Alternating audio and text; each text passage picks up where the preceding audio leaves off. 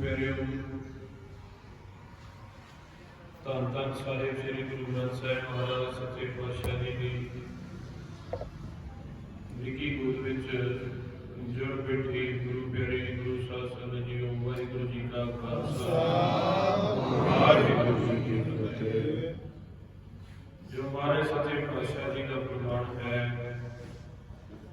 जागो आए सोई बेखाजो हर गुरते मनै बसेरा। मेरी घर महल पावो सुख सहजे बहुत ना नींद फेरा। आपां संसार दे विच निज घर अते उस महल की खोज करन दे विच आए हैं। साडे आउण दा इत्थे मनोरथ वो परमेश्वर सच्चे पातशाह जी का मिलाप है। वो मिलाप किवें होवे? असीं जिस सच तो विछड़े महाराज की बाणी कहती है भी 4 युग हो गए, उस दे नाल तुसीं दोबारा कदे संजोग नहीं कीता, दोबारा कदे उस दे घर दे विच गए नहीं, मिलाप नहीं कीता। ऐसा साडा ध्यान बदलिया इत्थे पंजां दूतां ने आके, एक कानपुर लोगों हंकार दे विचारां ने आके ऐसा ध्यान बदलिया साडा कि असीं आपदा पिछोकड़ आपदा मूल स्वरूप वो सच अकथ बिल्कुल भुल गए। हुण महाराज सच्चे पातशाह ने किरपा कीती, इस डुबदे हुए जगत नूं सड़दे हुए जगत नूं राह देण दे लई साहिब श्री गुरु ग्रंथ साहिब महाराज जी की बाणी नूं प्रगट कीता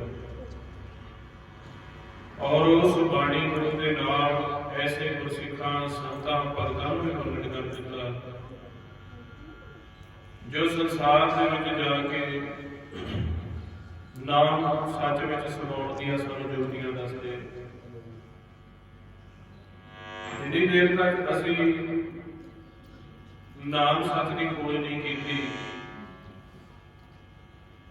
जिन्नी देर तक असी उस अकथ के घर में पहुंचया नहीं, उन्नी देर तक साडा जिहड़ा जीवन है वो सफल नहीं बनेगा। क्योंकि जीवन मालिक के नाम में समाउण दे नहीं मिले। हुण सब तो पहले सानूं ये नहीं पता कि नाम है कि बहुते गुरमुखां नूं इस चीज़ का भेद नहीं हैगा कि किहड़ा नाम है तो उहदे विच समाउणा क्यों है। कोई सतनाम है उसके जाप को नाम कहता है, कोई बाणी पढ़न को नाम कहता है, कोई गुरुद्वारा जाके सेवा करने को नाम कहता है। पर महाराज की बाणी कहती सूखम मूर्त नाम निरंजन काया का आकार। भी जिहड़ा नाम है वो इस संसार की भाषा दे विच नहीं हैगा जिसकी तुसीं प्राप्ति करनी है। वो नाम तुहाडी देही दे विच सच्चे पातशाह ने अनाहत रूप दे विच गुप्त कीता है। महाराज सच्चे पातशाह कहते हैं कागज कलम ना लिखण हार मने का बैर करन विचार ऐसा नाम निरंजन जे को मन जाण। ਜਿਹੜੇ नाम की आप प्राप्ति करनी है महाराज कहते उन्होंने कागज के उपर नहीं लिखा जा सकता कलम द्वारा, ना वो पढ़न दे विच आवे ना लिखण दे विच आवे, उन्होंने सुनिया जा सकता है। महाराज कहते भुगत ज्ञान दया भंडारण घट घट वजै नाद, घट घट दे विच नाद पैदा होया वो सब पैदा होया। हुण आपां अपने अंदर की पड़चोल करिए भी किन्ने गुरमुखां ने आप दे अंदर जो महाराज के वचन ने उस नाम की प्राप्ति कर ली, उस अनाहत खजाने को प्रगट कर लिया। तो जे आप अनाहत खजाना प्रगट नहीं किया सच्चे पातशाह कहते फिर इस संसार के सजा मिलेगी। इस संसार के जो श्वासा का धन थोड़ा खत्म हो जाएगा तो भी सजा दी जाएगी, क्योंकि शोभा उस नाम ने करनी है। मारे ने तेरा जन्म नित्य करे गुण गावे, रबाब पखावत ताल गुरु अनहद शब्द हो जाता है। वो निरंकारी मनिया जाता है, वो तेरा जन्म मनिया जाता है जिस दे अंदर रबाब पखावत ताल ते घुंघरू दी साजां दी बजां चलदियां। ਤੇਰਾ ਜਨ ਬਿੰਦ ਕਰੈ ਗੁਣ ਗਾਵੈ ਰਬਾਬ ਆਵਜ ਤਾਲ ਗੁਰੂਵਨ ਸ਼ਬਦ ਸਰ। ਦੂਜੇ ਵਚਨ ਦੇ ਵਿੱਚ ਕਹਿੰਦੇ ਨੇ ਕਰ ਕਰ ਤਾਲ ਵਿਖਾਵਜ ਨੈਣੋ ਮਾਥੇ ਵਜੈ ਰਬਾਬਾ ਕਰਨੋ ਮਦ ਬਾਂਸਰੀ ਵਜੈ ਜੀਵਾ ਤੋਂ ਨਿਕਲ ਆਜਾ ਨਿਰਤ ਕਰੈ ਕਰਨੋ ਨਾਚੈ ਆਣੇ ਗੁਰੂ ਸਾਜਾ। ਹੁਣ ਇਹ ਸਾਜ਼ਾਂ ਦੀ ਜਿਹੜੀ ਗੱਲ ਕਰਦੇ ਨੇ ਗੁਰਮੁਖ ਪਿਆਰਿਓ, ਇਹ ਸਾਜ਼ ਸਾਡੇ ਇਸ ਕਾਇਆ ਰੂਪੀ ਮੰਦਰ ਦੇ ਵਿੱਚ ਗੁਪਤ ਨੇ, ਚੱਲਦੇ ਪਏ ਸਾਰਿਆਂ ਦੇ ਚੱਲਦੇ ਆ, ਪਰ ਗੁਪਤ ਹੋਣ ਕਰਕੇ ਸੱਚੇ ਪਾਤਸ਼ਾਹ ਨੇ ਆਪ ਇਸ ਖਜ਼ਾਨੇ ਨੂੰ ਗੁਪਤ ਕੀਤਾ। ਮਹਾਰਾਜ ਕਹਿੰਦੇ ਹਰ ਹੀ ਉਹ ਅੰਦਰ ਆ ਕੇ ਰਾਜਾ ਪਾਉਣ ਬਜਾਇਆ ਨੌ ਮਾਰੇ ਪ੍ਰਗਟ ਕੀਏ ਦਸਵਾਂ ਗੁਪਤ ਰਖਾਇਆ। ਗੁਪਤ ਹੋਣ ਕਰਕੇ ਇਸ ਖਜ਼ਾਨੇ ਦੀ ਜੋ ਤਾਂ ਖੋਜ ਕਰ ਲੈਂਦੇ ਉਹਦਾ ਅਮੀਰ ਹੋ ਜਾਂਦੇ ਆ, ਉਹਨਾਂ ਨੂੰ ਕਿਸੇ ਪ੍ਰਕਾਰ ਦਾ ਵੀ ਕੋਈ ਵੀ ਟੋਟਾ ਨਹੀਂ ਰਹਿੰਦੀ, ਕੋਈ ਗਲਤੀ ਨਹੀਂ ਰਹਿੰਦੀ, ਕੋਈ ਉਹਨਾਂ ਨੂੰ ਫਿਕਰ ਨਹੀਂ ਰਹਿੰਦੀ। ਸੰਸਾਰ ਦੇ ਵਿੱਚ ਆਉਣ ਦਾ ਵੀ ਮਨੋਰਥ ਪੂਰਾ ਹੋ ਜਾਂਦਾ। ਤੇ ਨਾਮ ਰਤਨ ਜਿਹੜਾ ਹੈ ਇਹ ਨਾਮ ਬਾਣੀ ਦਾ ਨਾਮ ਸਰੂਪੀ ਖਜ਼ਾਨਾ, ਇੱਕ ਐਸਾ ਖਜ਼ਾਨਾ ਜਿਸ ਦੇ ਅੰਦਰ ਪ੍ਰਗਟ ਹੋ ਗਿਆ ਉਸ ਜੀਵ ਨੂੰ ਚਾਰੇ ਪਦਾਰਥਾਂ ਦੀ ਹੀ ਘਾਟ ਨਹੀਂ ਹੁੰਦੀ। ਚਾਰ ਪਦਾਰਥ ਹੁੰਦੇ ਨੇ ਧਰਮ ਅਰਥ ਕਾਮ ਮੋਖ। ਜੇ ਆਪਾਂ ਕਹਿੰਦੇ ਰਜੋ ਗੁਣ ਤਮੋ ਗੁਣ ਸਤੋ ਗੁਣ ਤੇ ਨਾਮ, ਰਜੋ ਗੁਣ ਦੇ ਵਿੱਚ ਸਾਡੀ ਘਰ ਗ੍ਰਸਤ ਜ਼ਮੀਨ ਜਾਇਦਾਦ ਬੱਚੇ ਪੜ੍ਹਾਈ ਲੇਖਾ ਜੋਖਾ ਕਾਰਾਂ ਗੱਡੀਆਂ ਕੁੜੀਆਂ ਸਰੀਰ ਸਵਾਸਥ ਤੰਦਰੁਸਤੀ ਸਭ ਹੋ ਜਾਂਦਾ ਹੈ। ਤਮੋ ਗੁਣ ਦੇ ਵਿੱਚ ਸਾਡੇ ਸਰੀਰ ਦੇ ਸੁੱਖ ਆਉਂਦੇ ਆ, ਸਾਡੇ ਘਰ ਗ੍ਰਸਤੀ ਦੇ ਸੁੱਖ ਆਉਂਦੇ ਆ, ਸਾਡੀ ਸਮਾਜ ਦੇ ਵਿੱਚ ਸ਼ੋਭਾ ਆਉਂਦੀ ਹੈ, ਸਾਡੀ ਸ਼ੌਹਰਤ ਆਉਂਦੀ ਹੈ, ਦੁਨਿਆਵੀ ਅਮੀਰੀ ਆਉਂਦੀ ਹੈ, ਦੁਨਿਆਵੀ ਪਦਾਰਥਾਂ ਦੇ ਭੋਗ ਆਉਂਦੇ ਆ। ਸਤੋ ਗੁਣ ਦੇ ਵਿੱਚ ਧਰਮ ਅਰਥ ਕਾਮ ਤੋਂ ਜੋ ਸਭ ਤੋਂ ਉੱਤਮ ਦੱਸਿਆ ਗਿਆ ਧਰਮ ਅਰਥ ਅਤੇ ਕਾਮ ਦੇ ਵਿੱਚ, ਉਹ ਸਤੋ ਗੁਣ ਦੇ ਵਿੱਚ ਜਤ ਸਤ ਧਰਮ ਸਹਿਨਸ਼ੀਲਤਾ ਇਹ ਸਭ ਆ ਜਾਂਦਾ। ਤੇ ਚੌਥਾ ਪਦਾਰਥ ਹੈ ਨਾਮ। ਨਾਮ ਜਿਸ ਦੇ ਕੋਲ ਹੋਵੇ ਉਸ ਅਕਾਲ ਪੁਰਖ ਦੇ ਪ੍ਰਕਾਸ਼ ਰੂਪੀ ਘਰ ਦੇ ਵਿੱਚ ਸ਼ਹਿਨਸ਼ਾਹੀ ਪਾਉਂਦਾ ਹੈ, ਜਨਮ ਮਰਨ ਤੋਂ ਸੁਖੀਲਾ ਹੋ ਜਾਂਦਾ। ਹੁਣ ਮਹਾਰਾਜ ਕਹਿੰਦੇ ਜੇ ਅਨਾਹਤ ਬਾਣੀ ਦਾ ਉਸ ਅੰਮ੍ਰਿਤ ਰਸ ਦਾ ਖਜ਼ਾਨਾ ਤੁਸੀਂ ਆਪ ਦੀ ਨੀਂਹ ਦੇ ਵਿੱਚ ਪ੍ਰਗਟ ਕਰ ਲਿਆ, ਤੁਹਾਨੂੰ ਚਾਰੇ ਦੇ ਚਾਰੇ ਪਦਾਰਥ ਦੇ ਦਿਆਂਗੇ, ਇੱਕ ਇੱਕ ਕਰਕੇ ਮੰਗਣ ਦੀ ਲੋੜ ਨਹੀਂ ਪਏਗੀ। ਅਸੀਂ ਵਸਤੂਆਂ ਮੰਗਦੇ ਹਾਂ, ਵਾਰੀ ਵਾਰੀ ਅਸੀਂ ਮਾਲਕ ਸੱਚੇ ਪਾਤਸ਼ਾਹ ਕੋਲ ਪਤਾ ਨਹੀਂ ਕਿੰਨੀਆਂ ਹਜ਼ਾਰਾਂ ਬੇਨਤੀਆਂ ਕਰ ਦਿੰਦੇ ਹਾਂ ਦੁਨਿਆਵੀ ਪਦਾਰਥਾਂ ਨੂੰ ਲੈ ਕੇ ਸਾਰੇ ਜੀਵਨ ਦੇ ਵਿੱਚ। ਪਰ ਮਹਾਰਾਜ ਕਹਿੰਦੇ ਘਰ ਤਾਂ ਤੇਰੇ ਸਭ ਕੁਝ ਹੈ, ਜਿਸ ਦੇਹ ਸੋ ਪਾਪ। ਕਿਵੇਂ ਦਿੰਦਾ ਸਦਾ ਸਿੱਧ ਸਲਾਹ ਤੇਰੀ ਨਾਮ ਮਨ ਵਸਾ। ਨਾਮ ਜਿਨ ਕੇ ਮਨ ਵਸਿਆ ਬਾਜੇ ਸ਼ਬਦ ਕਨੇਰੇ। ਕਹਿ ਨਾਨਕ ਸੱਚੇ ਸਾਹਿਬ ਕਿਆ ਨਾਹੀ ਘਰ। ਮਾਰੇ ਕਹਿੰਦੇ ਘਰ ਤਾਂ ਤੇਰੇ ਸਾਰਾ ਕੁਛ ਹੀ ਹੈ, ਪਰ ਜੋ ਸਿਫਤੀ ਕਰਦਾ ਹੈ, ਜੋ ਨਾਮ ਨੂੰ ਮਨ ਦੇ ਵਿੱਚ ਵਸਾ ਕੇ ਕਨੇਰੇ ਸ਼ਬਦਾਂ ਤੱਕ ਪਹੁੰਚ ਜਾਂਦਾ ਹੈ, ਉਹਨੂੰ ਤੂੰ ਸਾਰਾ ਖਜ਼ਾਨਾ ਦੇ ਦਿੰਦਾ। ਉਹਨੂੰ ਤੂੰ ਸਿਫਤ ਸਲਾਉਣਾ ਵੀ ਦੇ ਦਿੰਦਾ ਹੈ, ਦੁਨਿਆਵੀ ਪਦਾਰਥਾਂ ਦੀ ਘਾਟ ਨਹੀਂ ਉਹਨੂੰ ਆਉਣ ਦਿੰਦਾ ਤੇ ਬੜੀ ਕਿਰਪਾ ਕਰਦਾ। ਤੇ ਜਿਹੜੇ ਉਹ ਕੁਝ ਖਜ਼ਾਨਾ ਪ੍ਰਾਪਤ ਨਹੀਂ ਕੀਤਾ, ਜੇ ਹੁਣ ਅਸੀਂ ਆਪ ਦੀ ਦੇਹੀ ਦੇ ਵਿੱਚ ਪੜਚੋਲ ਕਰੀਏ ਵੀ ਇਸ ਦੇਹੀ ਦੇ ਵਿੱਚ ਅਸੀਂ ਕੀ ਪ੍ਰਾਪਤੀ ਕੀਤੀ ਹੈ। ਹੁਣ ਜੋ ਨਾਹਰ ਖਜ਼ਾਨੇ ਦਾ ਸ਼ਬਦਾਂ ਦਾ ਗੁਰੂਆਂ ਦਾ ਤਾਲਾਂ ਦਾ ਆਪਾਂ ਗੁਰਬਾਣੀ ਵਿੱਚੋਂ ਭੇਜ ਲਿਆ, ਇਹ ਤਾਂ ਸਾਡੇ ਚੱਲਦੇ ਨੇ ਬਹੁਤੇ ਗੁਰੂ। ਤੇ ਜੇ ਕਹਿੰਦੀ ਅੰਮ੍ਰਿਤ ਰਸ ਦਾ ਵੀ ਖਜ਼ਾਨਾ ਸਾਡੇ ਅੰਦਰ ਮਹਾਰਾਜ ਕਹਿੰਦੇ ਜਿੰਨਾ ਮਰਜ਼ੀ ਅੰਮ੍ਰਿਤ ਕੱਢ ਕੇ ਪੀ ਜਾਓ, ਤੁਹਾਡੇ ਉੱਪਰ ਰੱਖਿਆ ਅੰਦਰ ਖੂੰਟਾ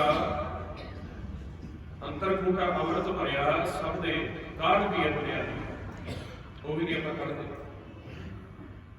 ਮਹਾਰਾਜ ਸੱਚੇ ਪਾਤਸ਼ਾਹ ਕਹਿੰਦੇ ਫਿਰ ਮੈਂ ਤੁਹਾਡੇ ਮਸਤਕ ਦੇ ਉੱਪਰ ਆਸਨ ਲਾ ਕੇ ਬੈਠਾ, ਇੱਥੇ ਆ ਕੇ ਤੁਸੀਂ ਦਰਸ਼ਨ ਕਰ ਲਓ, ਉਹ ਵੀ ਨਹੀਂ ਆਪਾਂ ਕਰਦੇ। ਤੇ ਫਿਰ ਆਪਾਂ ਕਰਦੇ ਕੀ ਹੈ? ਤੇ ਮਹਾਰਾਜ ਕਹਿੰਦੇ ਬੈਰ ਵਿਰੋਧ ਕਾਮ ਕ੍ਰੋਧ ਮੋਹ ਝੂਠ ਵਿਕਾਰ ਮਹਾ ਲੋਭ ਧਰੋਹ ਇਹਨਾਂ ਨੂੰ ਜਗਤ ਬਿਹਾਨੇ ਕਈ ਵਿਚਾਰਾਂ ਚ ਫਿਰਦੇ ਆ। ਆਪਾਂ ਕਹੀਏ ਵੀ ਤੁਹਾਡੇ ਅੰਦਰ ਸ਼ਬਦ ਚੱਲਦਾ ਹੈ, ਸਹਿਜ ਦੇ ਵਿੱਚ ਬੈਠੇ ਹੋਗੇ, ਅੰਦਰ ਤੁਹਾਡੇ ਕੋਲ ਖਜ਼ਾਨਾ ਹੈ, ਪਰ ਕਹਿੰਦੇ ਜੀ ਸਾਡੇ ਤੋਂ ਸਹਿਜ ਚ ਬੈਠਾ ਹੀ ਨਹੀਂ ਜਾਂਦਾ। ਥੋੜੀ ਦੇਰ ਬੈਠੀਏ ਤੇ ਅੰਦਰ ਪਤਾ ਨਹੀਂ ਕਿਵੇਂ ਕਿਵੇਂ ਦੇ ਵਿਚਾਰ ਸਾਨੂੰ ਆਈ ਜਾਂਦੇ ਆ, ਫੁਰਰੇ ਆਈ ਜਾਂਦੇ, ਫਿਕਰਾਂ ਆਈ ਜਾਂਦੀਆਂ। ਮਤਲਬ ਇਹ ਸਰੀਰ ਜਿਹੜਾ ਹੈ ਉਹ ਪੁਜਾੜ ਬਣ ਚੁੱਕਿਆ ਹੈ। ਅੱਗੇ ਵਿਚਾਰ ਚੱਲਦੀ ਸੀ ਗੁਰਮੁਖਾਂ ਦੇ ਘਰ, ਇਹ ਸਰੀਰ ਇੱਕ ਮੜ੍ਹੀ ਹੈ। ਜਿਵੇਂ ਆਪਾਂ ਦੇਖਦੇ ਹਾਂ ਨਾ, ਤੁਹਾਡੇ ਇਲਾਕੇ ਵਿੱਚ ਬਹੁਤ ਸਾਰੇ ਗੁਰਮੁਖਾਂ ਨੇ ਅਗਿਆਨਤਾ ਬਸ ਥੋੜ੍ਹੀ ਥੋੜ੍ਹੀ ਜਗ੍ਹਾ ਛੱਡੀਆਂ ਹੋਈਆਂ। ਇਸ ਇਲਾਕੇ ਵਿੱਚ ਜ਼ਿਆਦਾ ਬਾਕੀ ਸਾਰੇ ਆਮ ਪੰਜਾਬ ਦੇ ਆੜੇ 'ਚ ਉਹ ਕਹਿੰਦੇ ਨੇ ਵੀ ਇਹ ਮੜ੍ਹੀ ਹੈ, ਮੜ੍ਹੀ ਦੇ ਉੱਤੇ ਦੀਵਾ ਲਾਉਂਦੇ ਆ। ਬਹੁਤ ਪਾਸੇ ਵਿਚਾਰ ਵੀ ਇਹਦੇ ਉੱਤੇ ਦੀਵਾ ਲਾਵਾਂਗੇ ਤਾਂ ਸਾਨੂੰ ਸੁੱਖ ਮਿਲੇਗਾ। ਤੇ ਮਹਾਰਾਜ ਕਹਿੰਦੇ ਸਭ ਤੋਂ ਪਹਿਲਾਂ ਮੜ੍ਹੀ ਇਹ ਸਰੀਰ ਹੈ। ਮੜ੍ਹੀ ਕੀ ਹੁੰਦੀ? ਜਿਸ ਦੇ ਵਿੱਚ ਕੋਈ ਮਰਿਆ ਲੱਗਿਆ ਹੁੰਦਾ ਜਾਂ ਕਿਸੇ ਮਰੇ ਦੀ ਯਾਦ ਦੇ ਵਿੱਚ ਜਗ੍ਹਾ ਬਣਾਈ ਹੁੰਦੀ ਹੈ। ਹੁਣ ਇਹ ਸਰੀਰ ਜਿਹੜਾ ਹੈ ਪ੍ਰਿਮਰਤ ਹੈ, ਮਾਤ ਲੋਕ ਹੈ।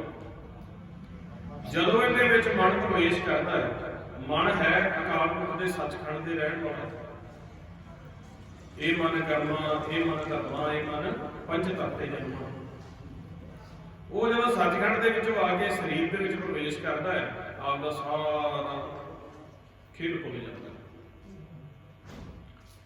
ਤੇ ਇਸ ਮਣੀ ਦੇ ਵਿੱਚ ਗੰਦਗੀ ਹੈ, ਆਸੇ ਪਾਸੇ ਵਿਚਾਰਾਂ ਦਾ ਜਾਲ, ਵਿਚਾਰ ਫਿਕਰਾਂ ਸੰਸੇ ਜਿਹੜੇ ਇੱਥੋਂ ਦੇ ਸੰਜੋਗੀ ਨੇ ਉਹ ਤੁਰੇ ਹੁੰਦੇ ਨੇ। ਹੁਣ ਮਹਾਰਾਜ ਕਹਿੰਦੇ ਵੀ ਇਸ ਮਣੀ ਦੇ ਵਿੱਚ ਜੋਤ ਜਗਾਓ,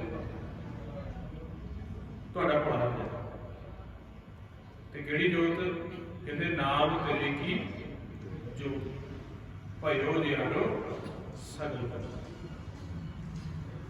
ਮਹਾਰਾਜ ਕਹਿੰਦੇ ਨਾਮ ਦੀ ਜੋਤ ਜਗਾ ਕੇ ਇਸ ਮੜੀ ਦੇ ਵਿੱਚੋਂ ਸਾਰੇ ਦੁੱਖ ਕੱਟੇ ਜਾਣਗੇ। ਉਹ ਜੋਤ ਜਗਣੀ ਹੈ ਮਸਤਕ ਤੇ ਜਾ ਕੇ।